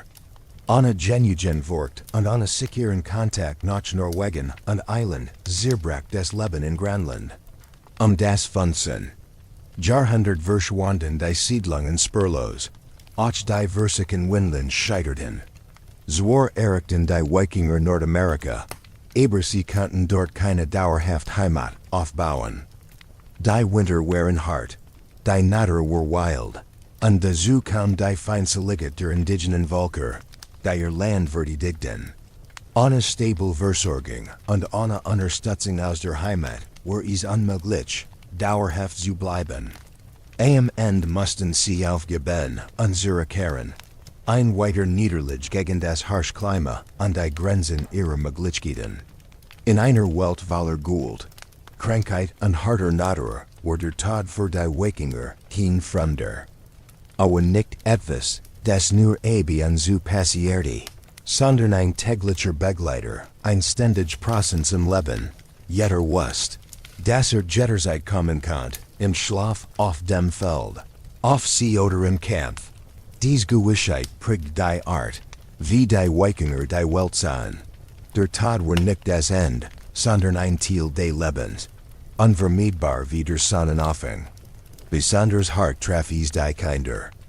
Archbalogen fanden auf Wikinger Fredfen, uns leicht klein Grigber Stum. Zugen, einer erschütternden Kindersterblitzke. Krankheiten, die Hut leicht heilbar Ren, wie Fieber oder Infektionen, waren damals oft ein Todesurteil. Mangled Hygiene, Schlechtessen und Schwarzkur machten die kleinsten Verwundbarsten. Allein geboren zu werden, war schon ein Sieg gegen die Grausam wahrscheinlich, fra zu sterben. Da nicht nur Krankheiten bedrohten das Leben. Der Alltag selbst war gefährlich. Die Wikinger arbeiteten im IT-schweren Werkzeugen, bauten Häuser und Schiff, kämpften im IT, Gsten, hackten Holz und bearbeiteten Hartfelder. Ein falscher Schlag, ein unglücklicher Sturz, ein Clinch, die brucht, und das Leben kann sofort enden. Auch das Meer für der viel Opfer, ein einziger Unfall an Bord, ein Sturz ins eiskalt Wasser, kann tätlich sein. Krankheiten blieben jettig die stillen Martyr, die keinen Unterschied zwischen Kindern, Frauen oder Manieren machten. Dazu kam die Gould, Kampfe zwischen Dörfern, Überfall, Krieg und Selbststreitigkeiten innerhalb der Gemeinschaft. Männer starben oft im Kampf, aber auch Frauen und Kinder waren nicht sicher, wenn Gould über die Welt hereinbrach. Das Ergebnis all dieser Gefahren war ein sehr kurz Lebenserwarten. Nur wenig Wikinger erreichten ein wirklich hohes Alter. Wer 40 oder 50 Jahre alt wurde, galt schon als gesegnet oder außergewöhnlich stark. Die meisten starben früher, durch Krankheit, Hunger, Unfall oder Schwert. Die war brutalit die Wikingerbens bestand also nicht nur in den Schlachten. Die sie forten, sondern in der nackten Realität des Überlebens. Jeder Tag war ein Kampf, nicht nur gegen Feind, sondern gegen Kälte, Hunger und den ständigen Schatten des Todes. Das alles zu verstehen, muss man auch in der Gedankenwelt eintauchen. Die Wikinger sahen die Welt durch die Brille ihrer Religion, und diese Religion gab ihrem Leben einen tiefen Sinn, aber auch einen dunklen Fatalismus. Sie glaubten an viel Geider, keine fernen sanften Wesen, sondern launisch, magteig, manchmal grausam Gestalten. Odin, der Allvater, stand für Krieg, Weisheit und Tod. Thor, der mit seinem Hammer die Menschen beschützte, kämpfte gegen Riesen und das Chaos. Freya, die Göttin der Liebe, brachte Fruchtbarkeit, aber auch Krieg und Blut. Das Wichtigste in diesem Glauben war das Schicksal. Für die Wikinger war es wie ein unsichtbares Netz, das alles bestimmt, vom Leben der Geister bis zu den kleinsten Handlungen der Menschen. Sie nannten es Word. Niemand konnte entkommen, nichts konnte verhindert werden. Selbst Ragnarok, der Untergang der Welt, war schon vorherbestimmt. Dies Vorstellung, das alles bereits geschrieben war, hat Lament wirken können. Da im Gegenteil, sie befreit die Wikinger. Warum Angst vor dem Tod haben, wenn ohnehin unausweichlich ist? Warum Zeigern, wenn den Schicksal schon feststeht? So wurde der Tod, besonders im Kampf, nicht gefürchtet, sondern verherrlicht. Wer tapfer viel, kann hoffen, nach Walhall zu kommen, in die Halle Odins, wo die Gefallenen juig speisen und gebeamt werden. Für einen Wikinger war es besser, mit dem Schwert in der Hand zu sterben, als alt und krank im Bett.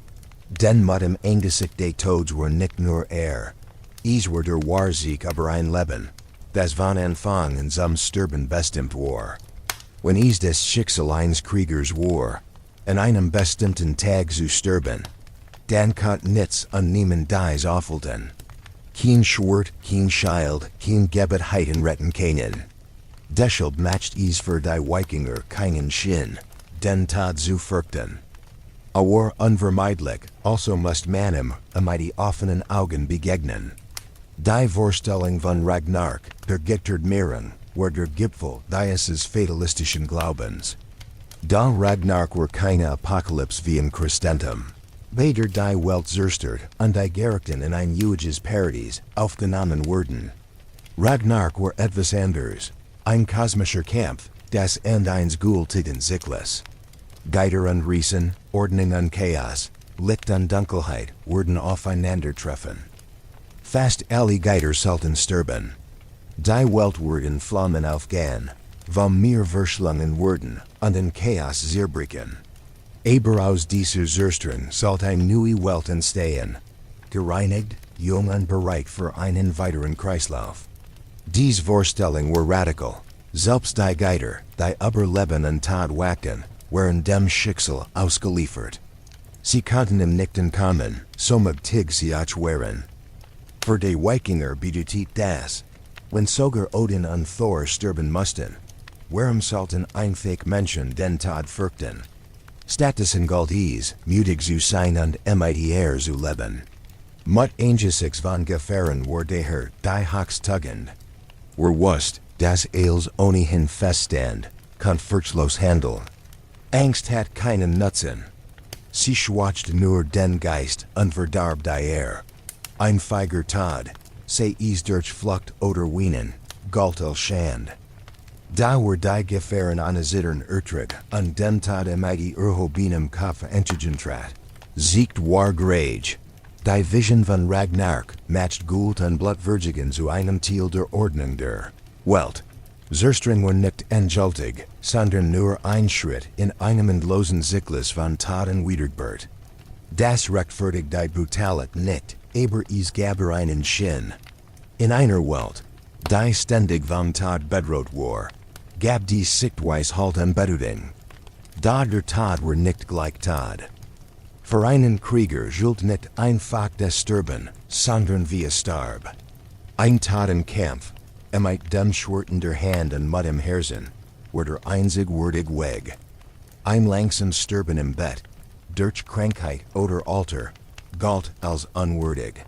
Man nannt es einen Strohtod, und dieser bracht keine Erinnerung, kein Nachleben. Im Zentrum dieses Glaubens stand Valhalla, die Halle der Gefallenen. Sie war Odins praktische Halle in Asgard, ein Ort voller Glanz und Stärke. Da nicht jeder dürft dorthin. Nur die Tapfersten, die auf dem Schlachtfeld gefallen waren, wurden auserwählt. Walkeren, geheimnisvoll Kriegerinnen, ritten über die Schlachtfelder und entschieden, welche Zielen nach Valhalla gelingen dürften. Dort warteten endlos Feste. Die gefallenen Krieger, die Einherger, tranken mit aus goldenen Hörnern, agen das Fleisch der Juigen Ebers, der sich jeden Tag erneuert, und kämpften Nacht für Nacht gegeneinander, nur am Morgen wieder aufzustehen. So blieben sie für alle Seiten stark und bereit für die letzte Schlacht in Odins Seat. Dieses Versprechen von Valhalla war ein Tiger und Ries. Es matcht den Tod nicht nur urträglich, sondern begrenzwert. Ein Krieger, der mutig starb, kann sich einer Juigkeit voller und Freude sicher sein. Für die Wikinger war dies die große Belohnung.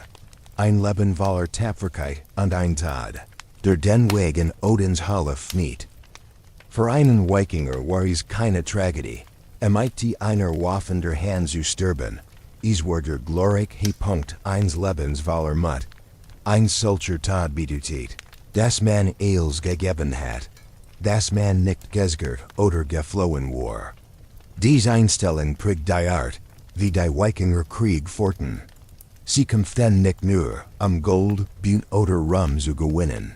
Sie kämpften auch, ihren Platz in Valhalla zu sichern. Dieses Ziel matcht sie furchtlos wild und unerschütterlich auf dem Schlachtfeld. Die Krieger wussten, Fähigkeit verdammt der Seele in ein kaltes dunkles Reich wie Helheim, Tapferkeit, selbst in der Niederlage, die Tor zu einer ewigen Herrlichkeit fniet. Mut kann also als verndern. Im Kern bat die nordische Religion mit ihrer Verheigung von Valhalla nicht nur ein Rechtfertigung für Guld, sondern verwandelt sie in einen Weg zur Erlösung, zu und Unsterblichkeit. Der Kampf war nicht nur ein Kampf, aber ein Prüfung. Die Entschied, ob man als Held weiterlebt oder als Fiegling in Vergessenheit geriet. Dieses Zusammenspiel von Fatalismus, der Suche nach und der Verherrlichung des Kampfs erklärt, warum die Brutalität für die Wikinger kein Ausnahmezustand war. Sie Thiel des Lebens, so normal wie des Atem und oder des Essen. Im Zentrum dieser Denkweise stand ein Begriff. Der Tiger war als Gesetz oder Kneige. Genentheit. War kein abstrakter Gedank, sondern ein Spurbeerkraft, die das Leben lenkt. Sie entschied über Freundschaften, über Allianzen, über das Ansehen einer Familie. In einer Gesellschaft ohne festes Rechtssystem war die wichtigste Rung. Sie war wertvoller als Silber oder Land, denn sie konnte über Leben und Tod bestimmen. Der gute Name einer Familie, Erkmith durch Tapferkeit, kluges Handeln und große Giget, war ein Schild, der Schutz bot. Ein Mann might konnte ein Anführer werden. Ein Mann ohne war ein Ausgestoßener, schlimmer als ein Bettler. Schand was schlimmer als der Tod, war sein Verler. Verler seinen Platz in der Gemeinschaft, sein Zukunft, und den Respekt seiner Kinder. Deshalb war des Schlachtfeld die wichtigste Bun, auf der ein Mann seinen Wert beweisen konnte. Tapferkeit, Wildheit und Geschick, imit die Waffen waren die Tuggenden, die Sultan. Selbst war viel, guan solange mutig standhielt. Da war Flow, war sich oder Aufgab, brach nicht nur Schand über sich, sondern über sein ganz Family. Viel Sagas Urslan von Manieren, die lieber einen glorreichen Tod wollten, als ein Leben in Schmack zu ertragen. Daher bedeutet nicht nur Mut und Krieg, sie bedeutet auch die eigene Familie und den eigenen Besitz zu verteidigen. Ein Mann der Zulias, das Mann in beleidigt oder bestal, ohne Vergeltung zu üben, verliert sein Ansehen. Ein schwacher Mann kann kein gechter Mann sein. Selbst im Gespräch, bei Verhandlungen oder via Gericht, muss stark sein. Klugheit, Mut und die Bereitschaft zur Gold waren tig, zu bewahren. Ein schwer Beleidigung, nicht gennend, kann wie ein Dolchstoß sein. Sie treff nicht den Körper, sondern den Namen, den Ruf, die Männlichkeit eines Manns. Ein Anschuldigung der Fähigkeit. Ein Beschuldigung von Schand oder von mangelnder Stärke kann ein Homgang auslösen, einen Zweikampf auf Leben und Tod. Manchmal wuchsen daraus ganz Blutfäden, die Familien über Generationen hinweg zerstörten. War ein Beleidigung ignoriert, nahm die Schanden und Verler damit Eils. Oft war Blut die einzige Möglichkeit, die rein zu waschen. Unter allen Kriegern waren die Berserker, die dieses Wild Bild am stärksten verkörperten. Sie sollen in einen Zustand Resender wat verfallen sein, bevor die Schlacht begann. Ohne Rüstung, heulen wie Wolf, bissen sie in Schild und stürsten sich blindlings in den Kampf. Gegner sahen nicht nur Männer, sondern wütend Besten, die keine Angst und kein Schmerz stoppen konnte. Die Berserker wurden zum Symbol der entfesselten, furchtlosen Kraft, die tief in der Wikingerseele lebt. Sie waren wirklich wie ein Sturm, wild und unaufhaltsam, und der Gegner erzitterten schon, wenn sie nur ihren Namen hörten. Da auch die eigenen Gefreiten hatten manchmal Angst vor ihnen, denn niemand konnte sicher sein, wenn Rasserei sie trieb. Das Wort Berserker selbst wird viel. Manch sagten, bedeutet Brennhemd, weil sie so stark und wild wie Brenn kämpften. Ander meinten, heiß ohne Hemd, weil sie ohne Rüstung in die Schlacht rannten.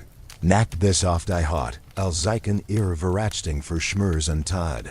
Viel glotten, dass dies Krieger direkt von Odin selbst, mit einer göttlichen Waterfeld wurden, die ihnen bermenschlich Kraft verlieh und sie unfeindlich gegen Wunden matcht. Da was steckt wirklich hinter dieser unbändigen Wut. Historiker und Forscher haben darüber lange geerzählt. Manch vermuten, die Berserker hatten sich in ein Art-Trance versetzt, vielleicht durch rhythmisch Tanz, laut Singen und Ritual vorbereiten, bis sie wie in einer anderen Welt waren. Ander sind aber zut, dass sie in besonderen Krankheiten litten, die Wutenvoll erklärten. Am meisten diskutiert ist aber die Theorie, dass sie Bues Dragen oder Pflanzen nutzten, diesen Zustand hervorzurufen. Der Rotfliegenpilz, Amanita muscaria, taint ihnen das Gefühl gegeben haben. Unbesieger zu sein, aber auch Wanverstellungen und wild Aggression auszuheben. Einen der Möglichkeit ist des Schwarzbilsenkraut, Hyoscyamus niger, das Beacon de Vorwar. Rauschusasten voller Euphorien Zoren hervorzurufen. Und dann gibt es noch die einfachste Erklung. Alkohol. Ein abermügiger Konsum vor der Schlacht, heit ausgereicht. Sie hemmungslos und brutal, werden zu lassen. Ob Pills, Kraut oder Met. Die Wahrheit bleibt dunkeln. Das sicher ist, dass die Berserker ein Sinnbild für die extreme Seite der Wikingerkultur waren. Sie wollten in einen Zustand gelingen, in dem Angst und Schmerz keine Rolle mehr spielten. Und genau das macht sie so furchterregend. Aber das Leben der Wikinger besten nicht nur aus wilden Schlachten, sondern auch aus Bindungen. Die sie festhielten, der Clan, die Sippe, die Familie. In einer Zeit, in der es kaum Gesetz oder staatliche Ordnung gab, waren dies Bande das Wichtigste. Sie boten Schutz, Nahrung, Arbeit und ein Gefühl von Zugehörigkeit. Ein Mensch war nicht eine seine Familie. Da heute war es stark. Das bedeutet aber auch, dass jeder Angriff auf ein Mitglied des Clans wie ein Angriff auf alle war. Ein Beleidigung, ein Mord oder auch nur ein Schand gegen einen Verwandten kann nicht hingenommen werden. Man muss reagieren, und zwar hart. So entstand die Blutrake, die wir heute vielleicht grausam finden, die damals aber als Pflicht galt. Es war kein Verbrechen, sondern eine Form von Gerechtigkeit. Wurde ein Angehöriger getötet oder entehrt, dann war es die Aufgabe der Familie, Son zu fordern. Manchmal kann dies in Form von Wehrgeld geschehen, also einer Entschädigung in Silber oder Waren. Darauf noch genügt das nicht. In den meisten Fällen wurde die Schuld durch Gegenschuld beglichen, durch Blut. Were nicht reagierte, verlor sein Ansehen, und das bedeutet schwach. Ein Clan, der einen Angriff ungeschehen ließ, siegt, dass sich nicht verteidigen konnte, und macht sich so zum leichten Opfer weiterer Feind. Darum war Reich nicht nur ein Ausbruch von Wut, sondern ein festes Band, das Respekt und Überleben sichert. Das Problem mit Rauch war, dass sie wie ein Führer war, das niemals von selbst erlosch. Ein Mord rief nach einem Gegenschlag, und dieser Gegenschlag rief nach noch mehr Blut. Ganz Familien und Clans wurden in solchen losen Kreislauf hineingezogen, die manchmal Generationen überdauerten. Die isländischen Sagas erzählen dies Geschichten wie ein Spiegel der Zeit, voller Intrigen, täglicher Hinterhalt und Kämpfe, in denen und Loyalität unzertrennlich verbunden waren. Da auch die Versammlungen, die Things, versuchten, diesen Strudel aus Gold zu stoppen. Sie boten Gesetz, Verhandlungen und Strafen, und aber oft war ihr Einfluss schwach gegenüber dem Stolz und der Hurt der Clans, die nicht bereit waren, Beleidigungen ungeschehen zu lassen. So entstand eine Kultur, die von einem schweren Schicksalsglauben, dem ständigen Streben nach und der tiefen True der Familie geprägt war. Gold war darin nicht nur ein Werkzeug, sondern eine Sprache. Were sprach durch Taten, durch Mut, durch Blut. Were dies Logik nicht verstand, konnte das Leben der Wikinger leicht als sinnlos Grausamkeit abtun. Da für sie war es ein Jordanetti-System, ein Welt, in der das Schwert ebenso Regeln setzte wie das Wort. Und dies Brutalität war nicht nur auf dem Schlachtfeld zu finden. Sie floss in alle Lebensbereich, in die Arbeit, in das Zuhaus, in den Handel und sogar in die Erziehung. Hinter dem Bild des wilden Kriegers stand auch eine Gesellschaft, in der Frauen ein groß, aber oft übersehen Rolle spielten. Wikingerfrauen wurden manchmal wie Heldinnen dargestellt, frei und stark. Und dies stimmt. Verglichen mit Frauen anderer Länder in jener Zeit hatten sie mehr Recht. Sie konnten Land oder Besitz erben, ihr auflösen, wenn der Mann sie misshandelt oder unfruchtbar war. Und sie forten die Geschäftehofs, wenn der Mann auf Raubzug war. Da Freiheit bedeutet nicht Leichtigkeit. Ihr Leben war hart. geprud van Verantwortung an Arbeit. Die über des Überleben aller entschied. Die Frau war das Herz des Hauses, oft Schlüssel des Hofs genannt, weil ohne sie nichts funktioniert. Sie kümmerte sich das Wehe, trug nicht an lagert Lebensmittel für den Winter, span Wall, Wetstoff, Neitkleidung und bereitet Speisen, die lange haltbar sein mussten.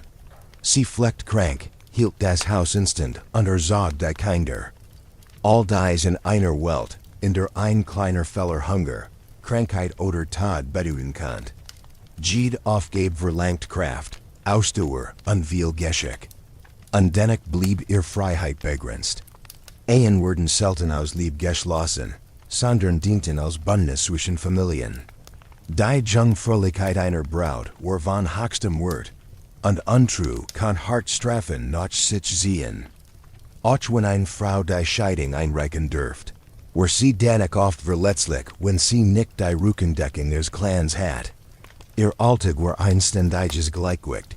Einerseits ihr Verantwortung und Selbstständigkeit im Haus, andererseits die engen Grenzen, die Gesellschaft und Tradition ihr setzen. Auch die Kindheit der Wikinger war von Hurt geprägt. Kinder waren nicht lange Kinder, sie wurden schnell in die Pflichten des Alltags hineingezogen. Schon in jungen Jahren haben sie im Haushalt, auf den Feldern oder beim Wehe, Mädchen lernten das Weben, Kochen und die Hausführung. Rend Jungen from Meitwaffen vertraut gemacht wurden oder bei den Manieren arbeiteten. Dazu kam ein ständiger Schatten, die ho Kinders Blitzk. Krankheiten, Hunger oder Unfall nahmen viel Leben, bever sie überhaupt erwachsen wurden. Für die Wikinger war das ein Teil der Realit, traurig, aber unausweichlich, und vielheit ein Grund, warum sie das Leben so leidenschaftlich und furchtlos lebten. Krankheiten, Hunger, schlecht Hygiene und viel Unfall forderten einen hohen Preis von den Jungsten. Schon ein kleiner Husten kann gefährlich sein und ein Verletzung, die wir heute mit behandeln würden, kann damals tadlich enden. Untersuchungen von Kindernachen zeigen ein traurig Realit. Ein großer Teil starb in den ersten Lebensjahren. Wer jedoch überlebt, muss verlernen, stark zu sein. Es gab kaum Raum für Schwach, denn jedes Kind war wichtig für das Überleben des Hofs. Von klein auf wurden Kinder in die Pflichten des Hauses eingert. Mädchen haben beim Kochen, Spinnen und Weben. Sie lernten, workt für den Winter zu sichern, Wall zu Kleidung zu verarbeiten und sich auf ihr Rolle als Hüterin in des Hauses vorzubereiten. Jungen beglitten die Männer hinaus aufs Feld, zur Jad oder zum Fischfang. Sie lernten, Werkzeug zu gebrauchen, nie via umzugen und schon mit Waffen umzugen. Selbst sei Spiel der Kinder waren kaum Spiel in unserem Sinn, sondern Bungen, die das Erwachsenenleben widerspiegelten. Sie kämpften spielerische mit Holschwörter, obden des Bogenschigen oder stellten Jaden nach. Die Kindheit, wie wir sie heute verstehen, Waller Schutz, Lernen und Spielen, Gabis kaum.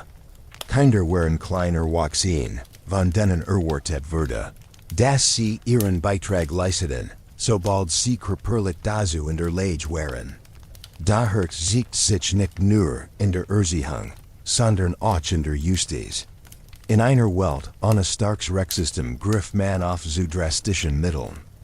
Körperliche Strafen, Verstümmelungen oder sogar Hinrichtungen sollten Ordnung schaffen. Schrecken verbreiten und Feind abschrecken. Manch Jeffengen wurden gefoltert, Informationen preiszugeben oder einfach, ein Zeichen zu setzen. Verstümmelung, Blendung oder das Abhacken von Gliedmagen waren Strafen, die in den Sagas erwähnt wurden. Hinrichtungen waren öffentlich, damit jeder die Konsequenzen von Verbrechen sehen konnte. Erhängen wurden manchmal sogar als Opfergabe und die Geider durchgeführt. Renden thopten schnell, aber nicht weniger brutal Strafen waren. Zum Utlager, also giekteten erklärt wurde, let den härtesten Schlag, den sozialen Tod. Eingestädter war rechtlos. Jeder dürften sein Besitz kann geraut werden, und niemand war verpflichtet, ihn zu schützen. In einer Gesellschaft ohne Gefängnis, wo dies ein wirksam Form der Strafe, denn sie nahm dem Menschen als seinen Platz, sein sein Leben. Trotz all dieser Hurt war nicht nur der Krieg entscheidend für die Wikinger, sondern auch der Handel. Dieser war das Blut, das ihr Reich durchströmt. Und verband Skandinavien, die fernen Ländern wie Byzanz oder sogar Regionen des Orients. Aber sie en Fluss transportierten sie Kostbarwaren, Fell, Bernstein, Walrus Elfenbein, Silber und auch Menschen. Den Sklavenhandel war ein dunkler, aber zentraler Teil ihrer Wirtschaft. Der Handel war gefährlich. Die Nordsee und die Fluss waren tückisch, voller Sturm, Nebel und unsichtbarer Riff. Da die Gefahr kam von Menschen. Wikinger Handler waren nie nur friedlich Händler. Sie waren Krieger, die zu Kaufleuten Jurden waren, und jeder Tausch konnte sich in einen Kampf verwandeln. Ander Piraten, rivalisierend Wikinger oder lokale Fürsten, lauerten auf den Routen, bereit zum Angriff. Deshalb riesten Händler selten allein. Sie bildeten bewaffnet Flotten, und der Handelsposten, wie Hidebi oder Burka, waren stark befestigt. Handel bedeutet nicht nur tauschen, sondern auch watchen, Kiebingfen und die Raubern. Nicht selten verwandelt sich ein Handelsfahrt in einen Raubzug, wenn ein Lohnentgelegenheit auftaucht. Für die Wikinger lag zwischen Kaufmann und Räuber oft nur ein Schritt, und manchmal war es derselbe Mann, der beide Rollen spielt. Die Beschaffung und der Handel mit Sklaven, zum Beispiel waren nicht nur Geschäfte, sondern Taten voller Gold, Grausamkeit und Erniedrigung. Ganz Familien wurden auseinandergerissen. Menschen zu Wehr gemacht und Leben zerstört, und all das, ein Wirtschaft anzutreiben. Die eine Unterdrückung und Brutalität kaum existiert. In Grundgenommen war jeder Teil der Wikinger Gesellschaft, von der Geburt bis zum Tod, von Blut, Hurt und Kampf, gesegnet. Das Heim war nicht immer ein Ort der Wurm, sondern oft ein Ort der Strange. Und der Markt war nicht nur ein Platz des Handels, sondern auch einer, an dem Menschenleben verkauft wurden. Es war eine Gemeinschaft voller Stärke, Mut und Einflussreichtum, dass sie lebt in einer Welt, in der das Leben wenig wert war. Gold war nicht Ausnahme, sondern ein Werkzeug des Alltags. Aber Leben bedeutet ständig Wachsamkeit und die Fähigkeit, sich immer wieder neu gegen Hunger, kalten Feind zu behaupten. Auf unserer Research Fjord, Dörfer und Siedlungen haben wir die Schleier der romantischen Vorstellungen gelüftet, die Filmen Geschichten über die Wikinger geübt haben. Wir haben hinter die Legenden geschaut und die raue Wirklichkeit gesehen, die weit weniger glanzvoll, aber umso lehrreicher war. Und dies Reis war nicht nur lehrreich, sondern auch ernüchternd. Nun ist es in der Zeit, all die losen Fäden zu verbinden und die unbequemen Wahrheiten beim Namen zu nennen. Wenn es ein zentrales Erkenntnis gibt, die bleibt, dann dies, das Leben der Wikinger war nicht glorreich. Es war kein ständiges Fest, keinen neuen den Jad noch Rum, sondern ein Bourbonskampf, ein täglicher Ring, bei einer unbarmherzigen Welt. Die Natur selbst war ein Feind, der sie nie in Ruhe ließ. Eisig Winter machten Jed und sicher, und Missernten brachten Hunger und Not mit sich. Krankheiten breiteten sich schnell aus, while und Wissen und Hygiene fehlt. Ein kleine Infektion konnte das Todesurteil sein, und die Lebenserwartung war kurz und sehr brechlich. Dan neben der Natur war es vor allem der Mensch selbst, der zur Gefahr wurde, in blutigen Überfällen, rücksichtslosen Eroberungen und grausamen Fäden. Die Sklaverei war nicht nur ein Nebenschauplatz, sondern ein Kernstück ihrer Gesellschaft. Und da, jeder Raubzug, jede Seefahrt, jeder überstanding Winter, zut auch von der unglaublichen Stärke dieser Menschen. Sie waren sich, erfinderisch und hartnäckig, und gerade das matcht sie zu einem Volk, das die Geschichte bis heute prägt. Trotz, oder vielleicht wegen, all der Grausamkeit formten sie eine Kultur, die Spuren hinterlassen hat. Ihr Schiff revolutionierten die Seefahrt, ihr Handel verband weit entfernt Länder, Under Sagen und Mythen haben uns ein literarisches Erbe gegeben, das bis heute fasziniert. Die Wikinger waren nicht nur Krieger, sondern auch Händler, Entdecker und Siedler. Sie gründeten Stid, besiedelten neue Länder und halfen auf Wies, das mittelalterliche Europa zu formen. Sie waren ein widersprüchliches Volk, das hört an Kreativität, Zerstring und Aufbau, Mut und Grausamkeit in sich verinte.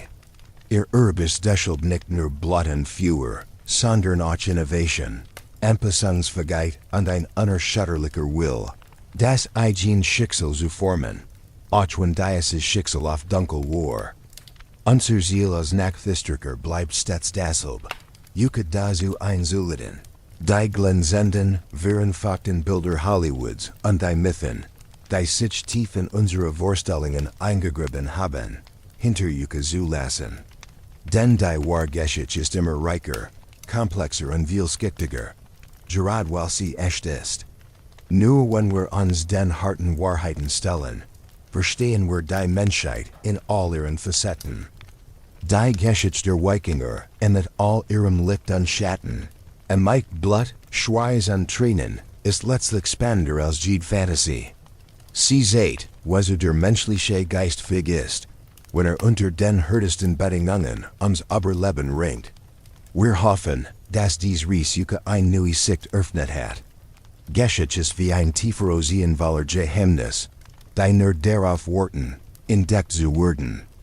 Wenn Juke dies Ries Jefflin hat, schreitenten welchen anderen Mythos wir entzaubern sollen. Abonniert den Nachthisturiker, damit keine weiteren Expeditionen in die Vergangenheit verpasst. Until dieses Video, idealen. Die wir daran glauben, dass die Wahrheit immer die spannendste Geschichte gilt. Bis zum nächsten Mal, your Nachthisturiker.